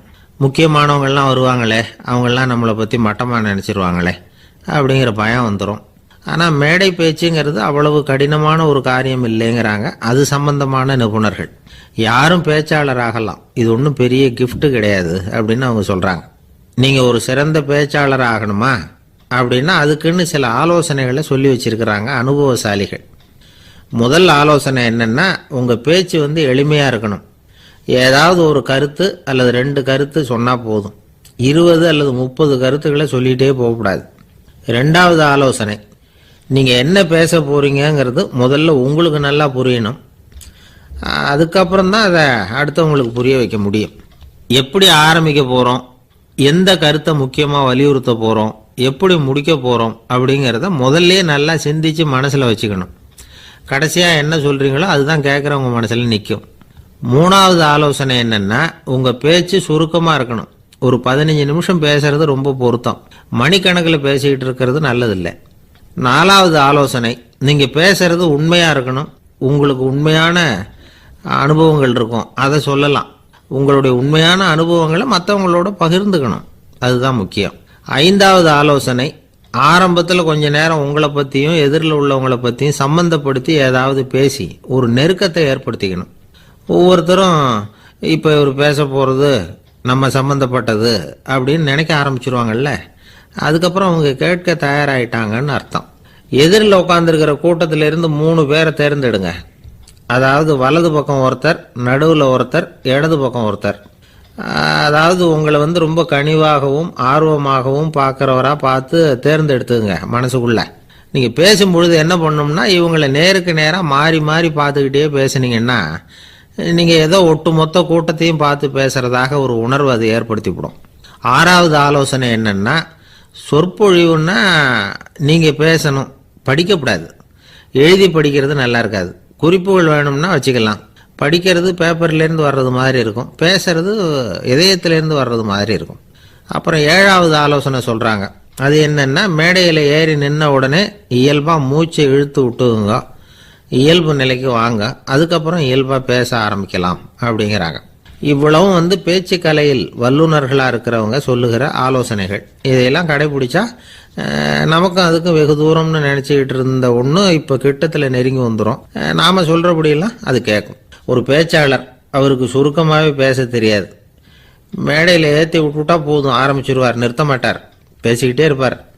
ஒரு தடவை அவர் ஒரு கூட்டத்தில் ரொம்ப நேரம் பேசிக்கிட்டே இருக்கிறார். எதிரில் பொறுமை இழந்த ஒருத்தர் தன்னுடைய கை கடிகாரத்தை காட்டினார்.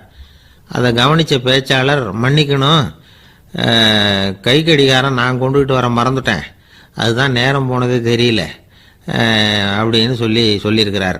இதுக்கு அவர் சொன்னாராம் கோபமா, ஏய்யா கடிகாரத்தை தான் பார்க்க முடியல, மறந்துட்டேன், பக்கத்தில் மாட்டிருக்கிற கேலண்டரையாவது பார்க்கக்கூடாதா அப்படின்னாராம்.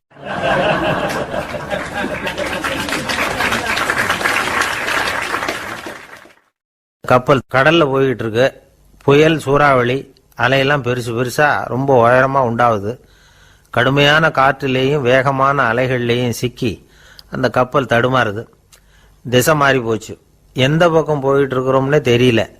அந்த கப்பலை செலுத்திக்கிட்டு இருந்த மாலுமி ரொம்ப சாமர்த்தியமா செயல்பட்டார். தன்னுடைய அறிவாற்றலையும் திறமையையும் முழுமையா பயன்படுத்தினார். அந்த கப்பலை கட்டுப்படுத்தினார். மெதுவா அந்த சூறாவளியிலிருந்து கப்பலை காப்பாற்றி கரைக்கு கொண்டுட்டு வந்து சேர்த்துட்டார். மாலுமின்னு ஒருத்தர் இருந்ததுனால அந்த மரக்கலம் காப்பாற்றப்பட்டது. மாலுமின்னு ஒருத்தர் இல்லைன்னு வச்சுக்குங்க, அந்த கப்பலோட கதி என்னவா இருக்கும் யோசிச்சு பாருங்க. ஒரு கோபக்காரனுடைய நிலைமையும் அப்படித்தானா. கோபக்காரன்கிறவன் ஒரு மாலுமி இல்லாத மரக்கலம் அப்படிங்கிறார் நபிகள் நாயகம். கொந்தளிக்கிற கடல்ல கொடுமையான அலைகளின் உச்சியில அல்லல் படுகிற மரக்கலத்தை விட மோசமானது கோபக்காரனின் நிலைமை அப்படிங்கிறது அவருடைய கருத்து. அது மாதிரி இதுன்னு சொல்லல, அதை விட மோசம் இது அப்படிங்கிறார். ஏன் தெரியுமா? ஒரு கப்பல் கடல்ல தடுமாறினா அதை சரிப்படுத்த மாலுமி இருக்கிறார். அவர் தன்னுடைய சாமர்த்தியத்தினால அதை கட்டுப்படுத்தி சரியான வழிக்கு கொண்டுட்டு வந்துருவார். ஆனா கோபக்காரனுடைய நிலைமை அப்படி இல்லை அப்படிங்கிறார் நபிகள் நாயகம். மனித மனம் ஒரு மரக்கலம், அறிவு அதுல இருக்கிற மாலுமி. மாலுமி மரக்கலத்தை செலுத்துறான், அவனுக்கு கட்டுப்பட்டு அது ஓடுது. ஆனா கோபக்காரன்கிற மனுஷங்கிட்ட அறிவுங்கிற மாலுமி சரியா வேலை செய்ய மாட்டான். ஏன்னா கோபம் அந்த மாலுமியின் கண்களை அவிச்சிரும், காதுகளை கேட்காம பண்ணிவிடும். கண்ணையும் காதையும் மூடி விட்டு கப்பலை ஓட்டுனா எப்படி ஓட்டுறது? அதனால கோபக்காரன் மாலுமி இல்லாத மரக்கலம். இடி மின்னல்ல மாட்டிக்கிட்டு கஷ்டப்படுற கப்பல் மாதிரி கஷ்டப்படுறான். பெரியவங்கள்லாம் என்ன சொல்றாங்க? உனக்கு கெடுதல் பண்ணவனுக்கும் நீ நன்மையை செய், எவருடைய விருப்பு வெறுப்பையும் பொருட்படுத்தாதே, பரம எதிரிக்கும் நீ நன்மை செய்ய ஆரம்பிச்சா உன்னுடைய தூய நிலையை பார்த்துட்டு அவனும் உனக்கு நெருக்கமான நண்பனா ஆயிடுவான். இதுதான் பெரியவங்க நமக்கு சொல்லி இருக்கிறது. புனித குர்ஆன் சொல்றது என்ன? தீமையை நன்மையை கொண்டே நீர் தடுத்து கொள்ளும் அப்படின்னு சொல்லப்பட்டிருக்கிறதுல. இன்னா செய்தாரை ஒருத்தல் அவர் நாண நன்னயம் செய்து விடல் அப்படிங்கிறார் திருவள்ளுவர். செல்வந்தர் ஒருத்தர்கிட்ட ஒரு சிறுவன் ஆடு மேய்ச்சிக்கிட்டு இருந்தானா. பெரியவர் அவனை கூப்பிட்டு, நீ நேரா போய் ஒரு ஆட்டுல உள்ள ரொம்ப நல்ல பகுதி எதுவோ அதை எடுத்துக்கிட்டு வா அப்படின்னாராம். இவன் போனான். ஒரு ஆட்டு உடம்புல இருந்த நாக்கு, இருதயம், இது ரெண்டையும் எடுத்துட்டு வந்து கொடுத்தானான். பெரியவர் வாங்கி பார்த்தார். அதுக்கப்புறம் இப்ப நீ போய் இன்னொரு ஆட்டுல இருக்கிற ரொம்ப கெட்ட பகுதி எதுவோ அதை எடுத்துட்டு வா அப்படின்னாராம். இவன் போய் எடுத்துட்டு வந்தான். அவன் கையில் இருந்தது மறுபடியும் அதே மாதிரி நாக்கு, இருதயம், இது ரெண்டும் தான். என்னது இப்பவும் அதையே கொண்டுட்டு வந்திருக்கிற அப்படின்னாராம் பெரியவர். இவன் சொன்னானா, ஒரு உடம்புல உள்ள ரொம்ப நல்ல பொருளும் இதுதான், ரொம்ப கெட்ட பொருளும் இதுதான் அப்படின்னானா. இளம் வயசுல இப்படி பதில் சொன்னவர் தான் பேரறிஞர் லுக்மானுல் ஹக்கீம் அவர்கள். கோபப்படாம இருந்தா இது ரெண்டும் நல்லா வேலை செய்யும், கோபப்பட்டா இது ரெண்டும் மோசமா வேலை செய்யும். அதை புரிஞ்சுக்கிறதுக்காகத்தான் இன்னைக்கு இந்த தகவல். கோபம் வந்துட்டா நாம என்ன செய்யறோங்கிறது நமக்கே தெரியாது. ஒருத்தர் டாக்டர் கிட்ட போனார் அவசரமா. டாக்டர், எனக்கு இப்ப கடுமையான கோப வெறி, எனக்கு கண்ணு மண்ணு ஒன்றும் புரியல, உடனடியாக அதை கட்டுப்படுத்தணும், உடனே இதுக்கு ஏதாவது ஒரு மாத்திரை கொடுங்க ப்ளீஸ் அப்படின்னார். அந்த டாக்டரும் உடனே ஒரு மாத்திரையை கொடுத்து இதை உடனே போடுங்க, நான் தண்ணி கொண்டுட்டு வரேன்னு உள்ள போனார். தண்ணியோடு திரும்பி வந்தார். இவரு சொன்னார், டாக்டர், நீங்க கொடுத்த மாத்திரை ரொம்ப பெருசா இருந்தது, இருந்தாலும் கஷ்டப்பட்டு முழுங்கிட்டேன்னார். டாக்டர் சந்தேகத்தோட மேசையை பார்க்கிறார். பார்த்தா மாத்திரை அங்கேயே இருக்குது, பேப்பர் வெயிட்ட காணல.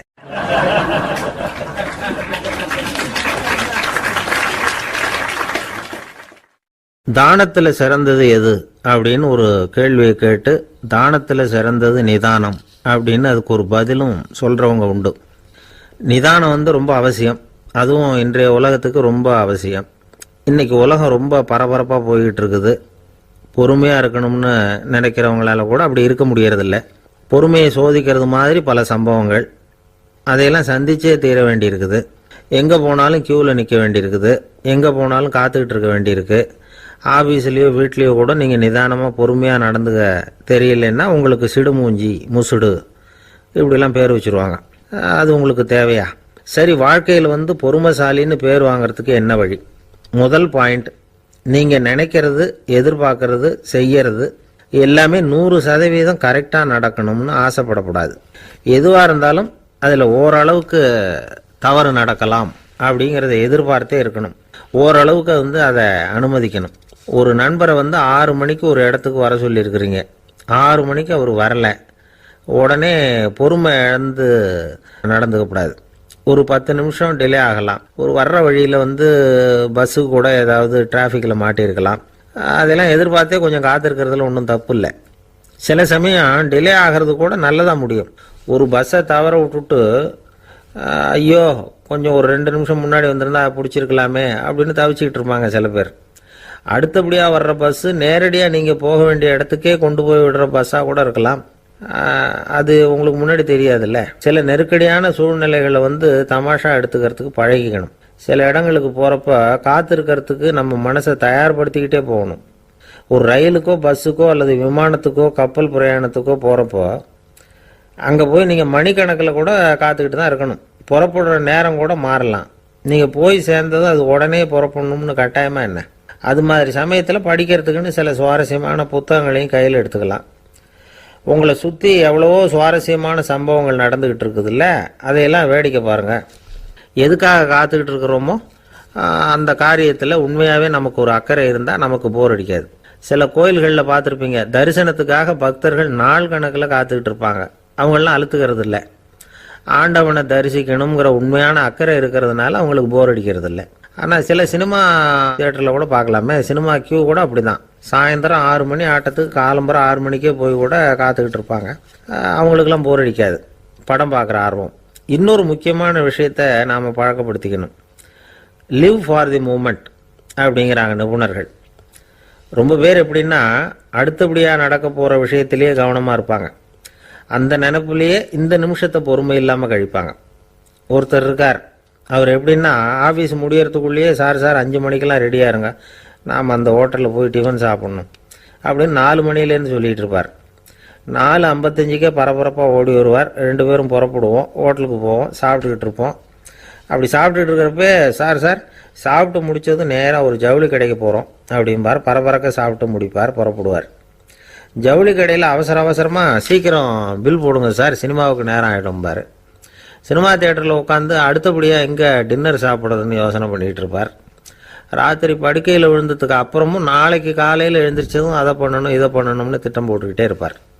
அதாவது எப்பவும் அடுத்த நிமிஷம், அடுத்த நாள், அடுத்த வாரம், அடுத்த வருஷம், இதுதான் அவங்க சிந்தனை. இந்த நிமிஷம் என்ஜாய்மெண்ட்டை அவங்க இழந்துடுறாங்களாம். அதனால தான் வாழ்நாள் பூரா பொறுமையின்மை, அவஸ்தை, அல்லல். அதனால் நாம் எல்லாரும் வாழ்க்கையில் நிதானமாக இருக்கிறதுக்கு கற்றுக்கணுமா. அதுக்காக இந்த நிதானத்துக்கு வேறு விதமான அர்த்தம் பண்ணிக்கக்கூடாது. ஒருத்தர் அப்படித்தான் ஒரு தடவை அவருடைய குதிரை காணாமல் போயிட்டு தான். அதுக்காக அவர் கவலைப்படலை, நிம்மதியாக இருந்தார், சந்தோஷமாக இருந்தார். என்ன சார் இது, உங்கள் குதிரை திருட்டு போயிட்டுதுங்கிறீங்க, நீங்கள் கவலைப்படாமல் இருக்கிறீங்களே அப்படின்னு கேட்டாங்களாம். அதுக்கு அவர் சொல்லியிருக்கார், நல்ல வேளை சார், கட்டியிருந்த குதிரை காணாமல் போயிருக்குது.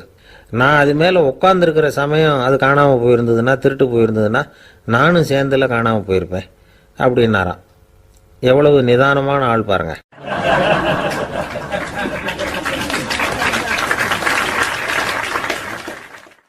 ஒரு நண்பர், சினிமா படம் தயாரிக்கிறவர், அவர்கிட்ட ஒரு நாள் பேசிக்கிட்டு இருந்தேன்.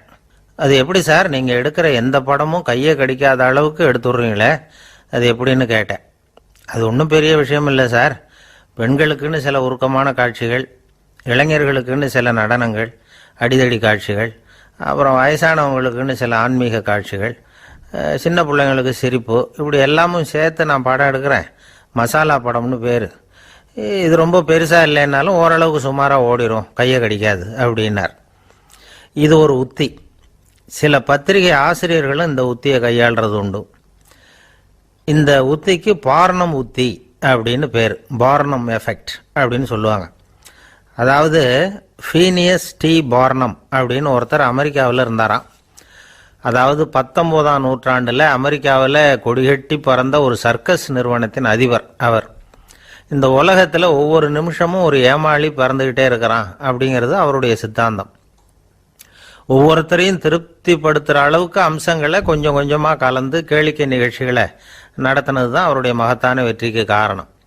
அதனால் அந்த உத்தியை யார் கடைப்பிடிச்சாலும் சரி, அதுக்கு பார்னம் உத்தி அப்படின்னு பேர் வந்துட்டுது. ஜோசியம் சொல்கிறவங்களுக்கும் இந்த உத்தி தான் கை கொடுக்குது. ஒரு விஷயத்தை ஒருத்தருடைய கோள் நிலைகள் அல்லது கையெழுத்து நிரூபிக்கிறதாக அவர்கிட்ட சொன்னால் அதை அவர் நம்பிவிடுவார். ஆனால் அந்த விஷயம் நல்லதாக இருக்கணும், நேர்மையானதாக இருக்கணும், அதாவது பாசிட்டிவாக இருக்கணும். 8ஆம் இடத்துல குரு, 9ஆம் இடத்துல சனி, நீங்கள் ஒரு பெரிய மேதை தான் அப்படின்னு சொல்லுவாங்க. கேட்குறவங்களுக்கு அதை மறுக்கிறதுக்கு மனசு வராது. அப்படி சொல்லும் பொழுது கூடவே என்ன கொஞ்சம் முன்கோபம் அதிகமாக இருக்கும், இருந்தாலும் அது உடனே மறைஞ்சிரும் அப்படின்னு சில அற்ப விஷயங்களையும் சொன்னாலும் அதையும் சரிதான்னு சொல்லி ஒத்துக்குவாங்க. ஆளுமையை எடை போடுகிற ஒரு நிறுவப்பட்ட உத்தியின் மூலமாக தன்னுடைய குணாதிசயங்கள் கண்டுபிடிக்கப்பட்டதாக அவர் நம்புறது தான் இதுக்கு காரணம். இந்த மாதம் பணத்தட்டுப்பாடு கொஞ்சம் இருக்கும், உடம்புல ஏதாவது கொஞ்சம் அசௌகரியம் இருக்கும், வீட்டுக்குள்ளே லேசாக மனஸ்தாபம் வரலாம், இது மாதிரி பொதுப்படையாக சிலதை சொன்னாலே போதும், மக்களை நம்ப வச்சுடலாம். இதெல்லாம் நமக்கு மட்டும்தான் ஏற்படுது அப்படின்னு சொல்லி அவங்க நினைக்கிறது தான் காரணம். இதுதான் பார்னம் உத்திங்கிறது. மனிதர்கள் பாராட்டுகளை விரும்புகிறதும் விமர்சனங்களை வெறுக்கிறதும் பார்னம் உத்தியின் அடுத்த கூறு. அதனால் ஒருத்தருக்கு ஜோசியம் சொன்னாலும் சரி, அவருடைய ஆளுமையை மதிப்பிடுறதாக இருந்தாலும் சரி, அவரை புகழற மாதிரி இருந்தாலும் சரி, அப்படி இருந்தால் தான் அது சரியாக இருக்கும். சாதகமான விஷயங்களை அதிகமாகவும் பாதகமான விஷயங்களை நாசூக்காகவும் சொன்னால் மக்கள் அதை நம்பிடுவாங்க. ஒருத்தரை கருமின்னு சொன்னால் ஏற்றுக்க மாட்டார். அதையே கொஞ்சம் மாற்றி நீங்கள் கொஞ்சம் சிக்கனமான ஆசாமி அப்படின்னு சொன்னால் நீங்கள் சொல்கிறது சரிதான் சார் அப்படிம்பார். நீங்கள் பெரிய செலவாளி தான், இருந்தாலும் நல்ல விஷயங்களுக்கு தான் செலவழிப்பீங்க அப்படின்னு சொல்லணும். இப்படி இந்த பார்னம் உத்தியை கடைபிடிச்சி இன்னைக்கு வெற்றிகரமாக காலம் தள்ளுறவங்க நிறைய பேர் இருக்கிறாங்க. இந்த உலகத்தில் ஒவ்வொரு நிமிஷமும் ஒரு ஏமாளி பறந்துக்கிட்டே இருக்கிறான் அப்படிங்கிறது தான் ஃபீனியஸ் பார்னம் அவர்களுடைய நம்பிக்கை. அதை விட அடுத்தவங்களை ஏமாளியாக நினைக்கிற மனுஷர்கள் தான் இன்னைக்கு உலகத்தில் ரொம்ப அதிகம். ஒருத்தர் தன்னுடைய மேல் அதிகாரிகிட்ட போய், ஐயா ஒரு நாள் லீவு வேணும், என் தங்கச்சிக்கு கல்யாணம் அப்படின்னார். அவர் பார்த்தார். ஒரு 10 நிமிஷம் வெளியில் இருங்கன்னார். 10 நிமிஷம் கழித்து கூப்பிட்டார். இதை பாருங்க, நீங்கள் சொல்கிறது பொய். இப்போ உங்கள் தங்கச்சிக்கு ஃபோன் பண்ணேன். அவங்க தனக்கு 2 வருஷத்துக்கு முன்னாடியே கல்யாணம் ஆயிட்டதாக சொல்கிறாங்க அப்படின்னார். உடனே இவர் சொன்னார், சார் இப்போ நீங்கள் சொல்கிறதும் பொய்யா தான் இருக்கணும். ஏன்னா நிஜமாக எனக்கு ஒரு தங்கச்சியே கிடையாது அப்படின்னார்.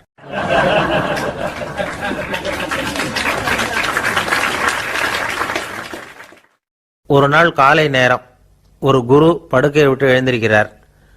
உடனே சீடர்களை பார்த்து எல்லாரும் இப்படி வாங்கங்கிறார். எல்லாரும் வர்றாங்க வேகமாக. என்னங்க வேணும் உங்களுக்கு அப்படிங்கிற மாதிரி எல்லாரும் குருவை பார்த்தாங்க பயபக்தியோட. குரு அந்த சீடர்களை பார்த்து, இதை பாருங்க, இப்போ நான் ஒரு சிக்கலான விவகாரத்தில் மாட்டிக்கிட்டு இருக்கிறேன், அதை நீங்கள் தீர்த்து வச்சா நல்லதுன்னார். சீடர்களுக்கு ஒன்றும் புரியல. என்ன இது இவர் இப்படி சொல்கிறாரு? நமக்குள்ள எல்லா விவகாரங்களையும் தீர்த்து வைக்கிறவர் நம்ம குருநாதர். அவருடைய விவகாரத்தை நாம் தீர்த்து வைக்கிறதா? ஆச்சரியமாக இருக்குதே, குருநாதருக்கே சிக்கலா அப்படின்னு யோசனை பண்ண ஆரம்பித்தாங்க. இருந்தாலும் ரொம்ப பணிவாக கேட்டாங்க, சுவாமி உங்களுக்கே சிக்கலா? இந்த உலகத்து சிக்கல்களுக்கும் சிரமங்களுக்கும் அப்பாற்பட்டவர் அல்லவா தாங்கள்? அப்படிப்பட்ட உங்களுக்கு சிக்கல்னா அது எப்படி அப்படின்னாங்க. எனக்கு ஏற்பட்டிருக்கிற சிக்கல் அவ்வளவு பெருசு, ரொம்ப பெரிய விவகாரம் அது அப்படின்னார் குரு. கொஞ்சம் விவரமாக சொல்லுங்க அப்படின்னாங்க இவங்க. இப்போ அந்த குரு விவரத்தை சொன்னார். அதாவது நேற்று ராத்திரி நான் ஒரு கனவு கண்டேன். அந்த கனவில் நான் ஒரு பட்டாம்பூச்சியாக மாறிட்டேன். அப்படி மாறி ஒவ்வொரு மலராக பறந்து போய் உட்காந்து தேன் சாப்பிட்டேன் அப்படின்னார். சீடர்கள் இதை கேட்டதும் ரொம்ப திகைச்சு போயிட்டாங்க. என்ன இது, இது ஒரு பெரிய பிரச்சனையா? ஒரு சாதாரண கனவு கண்டதுக்காகவா இந்த காலை வேளையில் நம்மளையெல்லாம் குருநாதர் இவ்வளவு அவசரமாக கூப்பிட்டுருக்கார் அப்படின்னு நினச்சாங்க. இருந்தாலும் கேட்டாங்க, இதில் என்ன சிக்கல் சுவாமி? கனவுங்கிறது எல்லாருக்கும் வரத்தானே செய்யும் அப்படின்னார் ஒரு சீடர். சீடர்களே, பிரச்சனை அது இல்லை. நான் இன்னைக்கு காலையில் கண்ணு முழிச்சு பார்த்தப்போ நான் நானாக மறுபடியும் மாறிட்டேங்கிறத தெரிஞ்சுக்கிட்டேன். இதில் சிக்கல் என்னன்னா, இப்போ அந்த பட்டாம்பூச்சி தான் நானாக ஆயிட்டதாக கனவு கண்டுகிட்டு இருக்கா அப்படிங்கிறது தான். ஒரு மனுஷன் பட்டாம்பூச்சி ஆகிறதாக கனவு காண முடியுங்கிறப்போ அந்த பட்டாம்பூச்சியும் மனுஷனாக ஆகிறதாக கனவு காண முடியும் இல்லையா? இப்போ எனக்கு யதார்த்த நிலை தெரியணும், எது நிஜம்னு தெரியணும். நேற்று ராத்திரி நான் கண்டது கனவா, அல்லது இது பட்டாம்பூச்சி கண்டுகிட்டு இருக்கிற கனவா? இதுதான் குரு கேட்ட கேள்வி. இதை கேட்டதும் சீடர்கள் ரொம்ப குழம்பி போயிட்டாங்க. சுவாமி, இது வரைக்கும் நாங்கள் தூங்குறப்ப பார்க்கறது கனவுன்னும் மூழ்கிக்கிட்டு இருக்கிறப்ப பார்க்கறது நனவுன்னு நம்பிக்கிட்டு இருக்கிறோம். இப்போ எங்களை ரொம்ப குழப்பிட்டீங்க, இதுக்கு பதில் சொல்ல எங்களுக்கு சக்தி இல்லை அப்படின்னு சொல்லிவிட்டாங்களாம். அதுக்கப்புறம் அந்த குரு சொன்னாராம், நினைவு தான் முக்கியமான அம்சம். முடிவு கட்டம்னா பகலின் நினைவுகளை விட இரவின் கனவுகளே ரொம்ப உண்மை. ஒருத்தன் தூங்க போனால் தூங்கிக்கிட்டே இருந்தால் அவன் காணும் கனவு பொய்ங்கிறத அவன் உணர மாட்டான். ஒவ்வொரு கனவும் காணும் பொழுது அது ரொம்ப உண்மையாக தான் தெரியுது.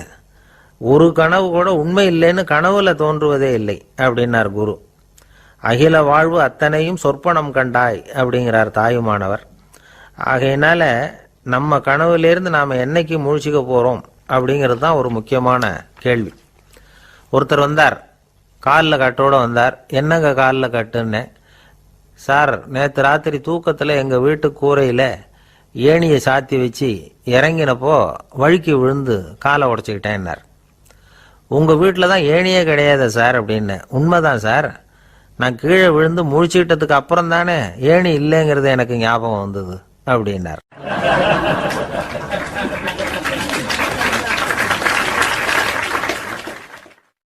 சில பேர் ஆளை பார்த்தா 60 வயசு மாதிரி தோணும். உண்மையான வயசு என்னன்னு பார்த்தா 40 அல்லது 45 சில பேரை பார்க்கறதுக்கு 45 மாதிரி தெரியும், உண்மையிலேயே 65 தாண்டி இருப்பாங்க. ஒரு மனிதனுக்கு 2 வகையான வயது உண்டுங்கிறார் ஓஷோ. அதாவது உடம்புக்குன்னு ஒரு வயசு, மனசுக்குன்னு ஒரு வயசு. முதல் உலக மகாயுத்தம் நடந்தது இல்லையா, அது முடிஞ்சதுக்கு அப்புறம் முதல் தடவையா மனிதனின் மூளை வளர்ச்சியை பற்றி மனநல வைத்தியர்கள் ஒரு கணக்கெடுப்பு சோதனை நடத்தினாங்களாம்.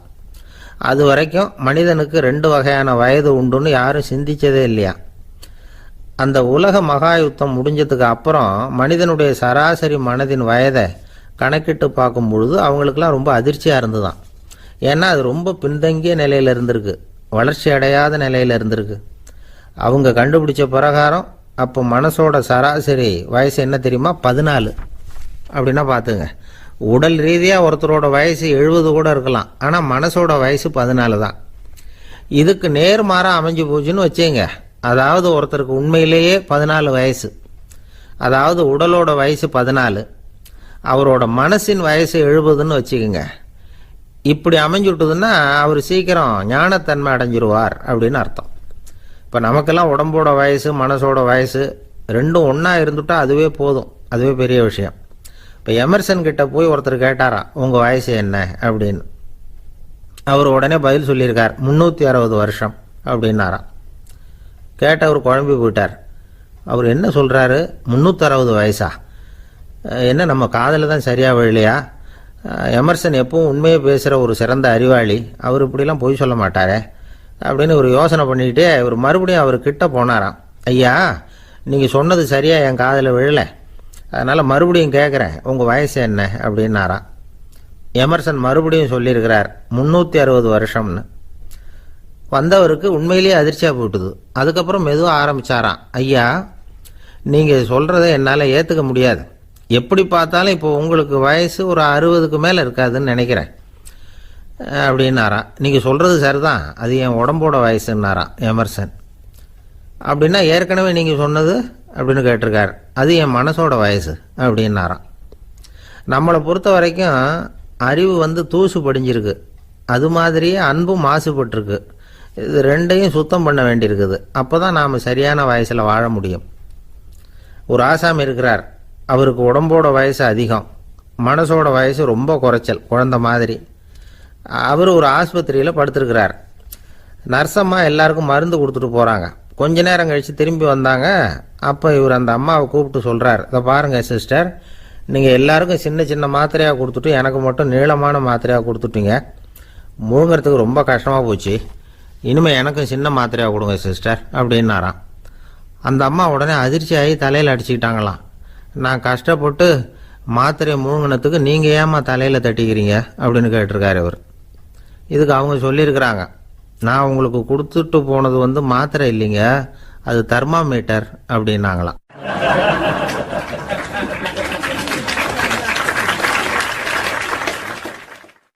நாட்டில் நல்லவங்க ஒருத்தர் 2 பேர் இருக்கிறதுனால தாங்க மழையே பெய்யுது அப்படின்னு சொல்றது உண்டு.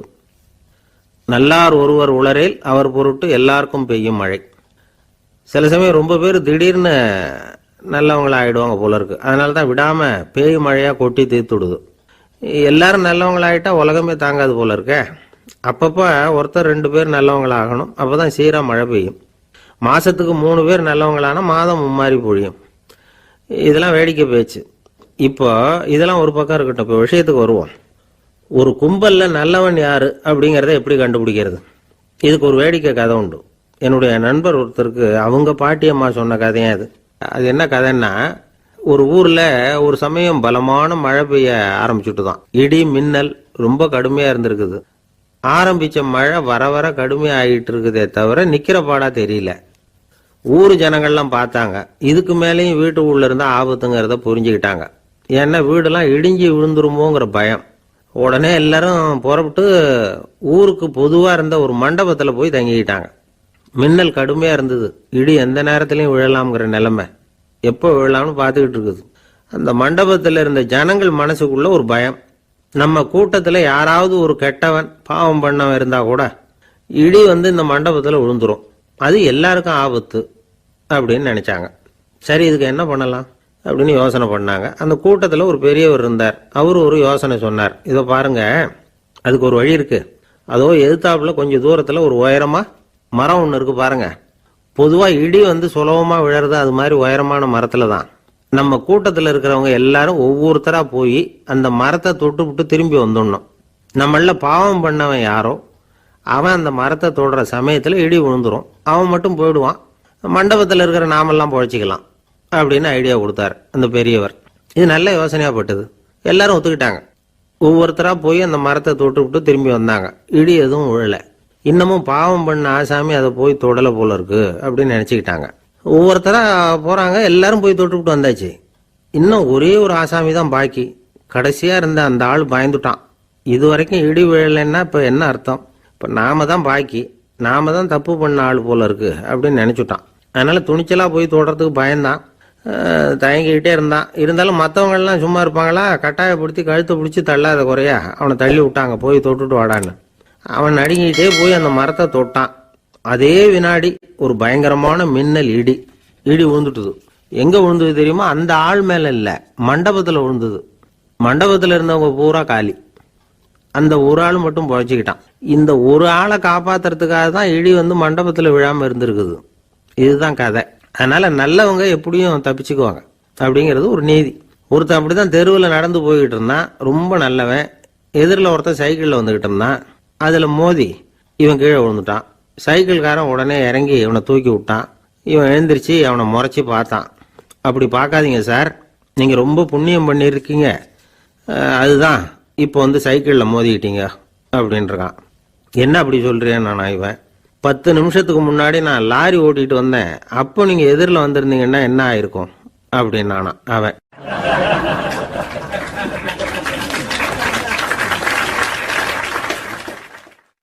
எனக்கு அதிர்ஷ்டமே இல்லை சார் அப்படின்னாரு ஒருத்தர். ஏன் அப்படி சொல்றீங்கன்னு கேட்டோம். வியாபாரம் பண்ணலாம்னு ஒரு கடை வச்சேன், வேண்டியப்பட்டவங்க கூட என் கடையில் எதுவும் வாங்க மாட்டேங்கிறான், எல்லாரும் அடுத்த கடைக்கு தான் போறான் அப்படின்னு சொல்லி ரொம்ப அழுத்துக்கிட்டார். இதுக்கு போய் அதிர்ஷ்டம் இல்லைன்னு சொல்லாதீங்க, வாடிக்கையாளர்களை கவர்றது எப்படிங்கிறது உங்களுக்கு தெரியல, அதுதான் குறை அப்படின்னும். சார் உங்களுக்கு தெரிஞ்ச அந்த ரகசியத்தை எனக்கும் கொஞ்சம் சொல்லி கொடுங்களேன் அப்படின்னார். சரி உங்க காதை இப்படி கொடுங்க அப்படின்னு சொல்லி அது சம்பந்தமா பெரிய வல்லுநர்கள் சொல்லி இருக்கிற கருத்துக்களை அவர்கிட்ட சொல்ல ஆரம்பிச்சோம். அதாவது இந்த வாடிக்கையாளர்களை கவர்றதுக்கு வல்லுநர்கள் பல ஆலோசனைகளை ஏற்கனவே சொல்லி வச்சிருக்கிறாங்க. அது சம்பந்தமா அனுபவப்பட்டவங்க, அதை தெரிஞ்சு வச்சுக்கணும். அதாவது கடை வச்சிருக்கிறவங்க எல்லாரும் இதை கொஞ்சம் காதில் வாங்கி வச்சுக்கணும். எதை இப்ப சொல்ல போறத. எப்பவும் பணத்தை சம்பாதிக்கிறதுலயே குறியா இருக்கக்கூடாதான். அதை விட முக்கியமா நீங்க சம்பாதிக்க வேண்டியது வாடிக்கையாளர்களுடைய மன நிறைவு. வர்றவங்க திருப்தியோட போகணும், அது முக்கியம். அதுல கவனமா இருக்கணும். கடைக்கு வர்ற ஒருத்தர் ஏதாவது ஒரு குறை சொல்றாருன்னு வச்சுங்க, அதை அலட்சியப்படுத்தக்கூடாது. ரொம்ப அக்கறையோட அதை காது கொடுத்து கேட்கணும். அப்படியா சார், அதை நான் அவசியம் கவனிக்கிறேன் அப்படின்னு சொல்லணும். ஒருத்தர் வரார், சார் நேத்திக்கு உங்க கடையில் இதை நான் வாங்கிட்டு போனேன், வீட்டில் இது வேணான்னு சொல்லிவிட்டாங்க, அது திருப்பி கொடுக்கறதுக்காக தான் வந்திருக்கிறேன் அப்படின்னு சொல்லி திருப்பி கொடுக்குறார். உடனே நீங்க முகம் சுளிக்க கூடாது, எரிச்சல் படக்கூடாது. வழக்கம் போல நிதானமா முகம் அலர்ச்சியோட அதை திருப்பி வாங்கிக்கணும்.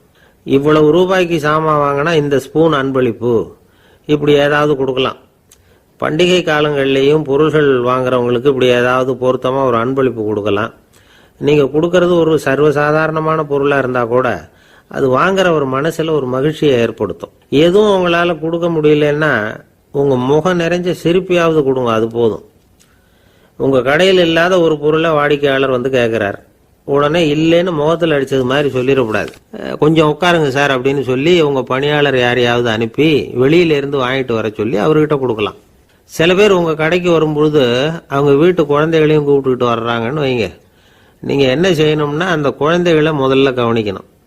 அது கண்ணத்தை கிள்ளணும், அதுகிட்ட விளையாடணும், அதுக்கு ஏதாவது மிட்டாய் பிஸ்கட் எதையாவது கொடுத்து அது கவனத்தை கவரணும்.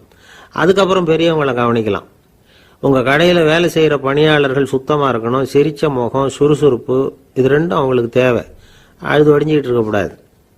அப்புறம் இன்னொரு விஷயம், அதிகமா பொருள் வாங்குற ஒருத்தர்கிட்ட அதிக மரியாதையாகவும் குறைச்சலா பொருள் வாங்குறவர்கிட்ட வேற விதமாகவும் நடந்துக்க கூடாது. எல்லாருக்கிட்டையும் சமமா நடந்துக்கணும். 5 ரூபாய்க்கு வாங்கினாலும் சரி, 500 ரூபாய்க்கு வாங்கினாலும் சரி, அவங்க கிட்ட நீங்க காட்டுற மரியாதையில வித்தியாசம் இருக்கக்கூடாது.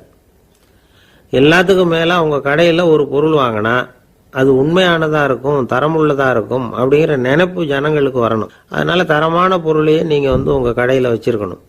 இது வரைக்கும் நான் சொன்னதையெல்லாம் கவனத்துல வச்சுக்கிட்டு நீங்க கடையை ஆரம்பிச்சீங்கன்னா வியாபாரம் பிச்சுக்கிட்டு போகும். அப்படி போகலன்னா அதுக்கப்புறம் கேளுங்க. ஏன்னா இந்த யோசனைகள்லாம் அனுபவப்பட்டவங்க சொல்லியிருக்கிற யோசனைகள். இந்த யோசனைகள்ல நீங்க எச்சரிக்கையா இருக்க வேண்டிய ஒரு விஷயம் உண்டு. அது என்னங்கிறதையும் தெரிஞ்சு வச்சுக்கிறது நல்லது. என்னுடைய நண்பர் ஒருத்தர் வந்தார். சார், உங்கள் யோசனையை கேட்டதுனால நான் ஒரு அறை வாங்கினது தான் மிச்சம்னார். என்ன ஆச்சுன்னு கேட்டேன். எங்கள் கடைக்கு ஒரு பெரிய அம்மா குழந்தைய தூக்கிட்டு வந்தாங்க சார். உங்கள் யோசனைப்படி அந்த குழந்தையோட கன்னத்தை கிள்ளணும்னு முயற்சி பண்ணினேன். திடீர்னு அந்த நேரம் பார்த்து அந்த குழந்தை தலையை குனிஞ்சிக்கிட்டுது. என் கை குழந்தையோட கன்னத்துக்கு பதிலாக அது தூக்கிட்டு வந்தவங்க கன்னத்தை கிள்ளி விட்டுது. அதுதான் அப்படி ஆயிட்டுது அப்படின்னார், கன்னத்தை தடவிக்கிட்டே.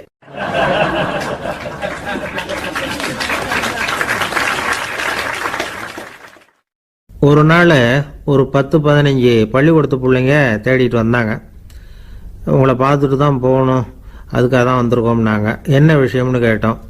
நாங்கள்லாம் கூடி ஒரு முடிவு பண்ணியிருக்கிறோம், அதை உங்ககிட்ட சொல்லணும் அப்படின்னாங்க.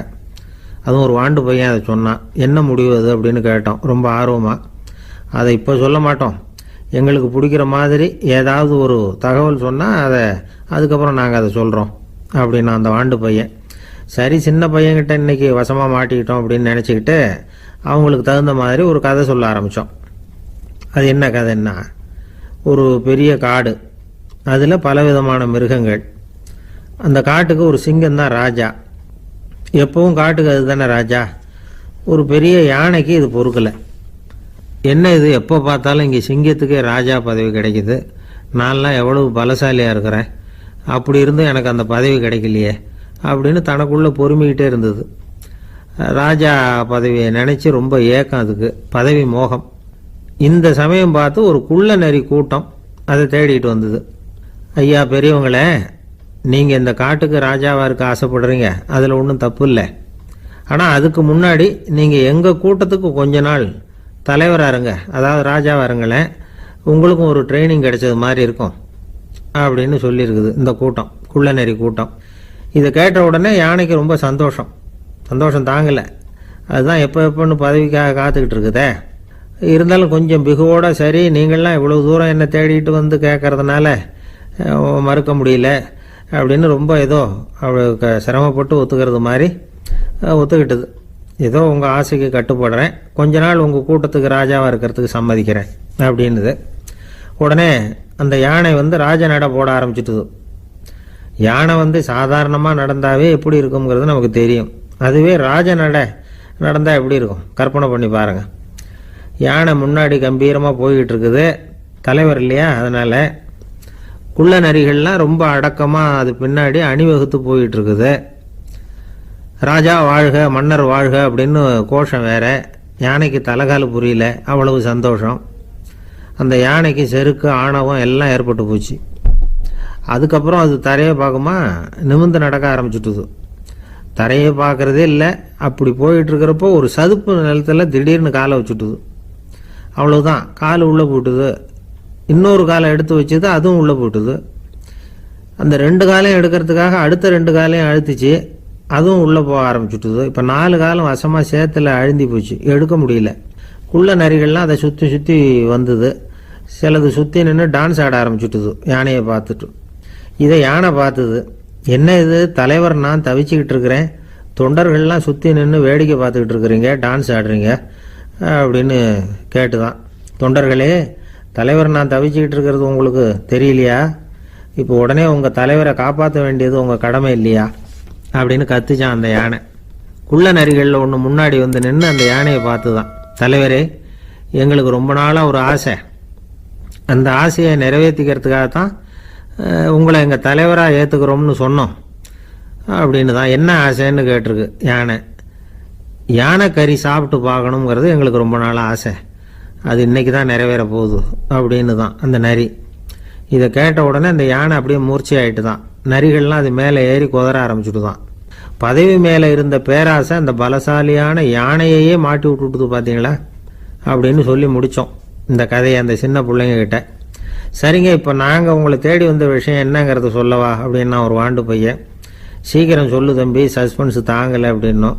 அவன் மெதுவாக எங்களை பார்த்து சொல்கிறான், எங்களுக்கு கொஞ்ச நாள் நீங்கள் தலைவராக இருந்தால் தேவலை அப்படின்னா.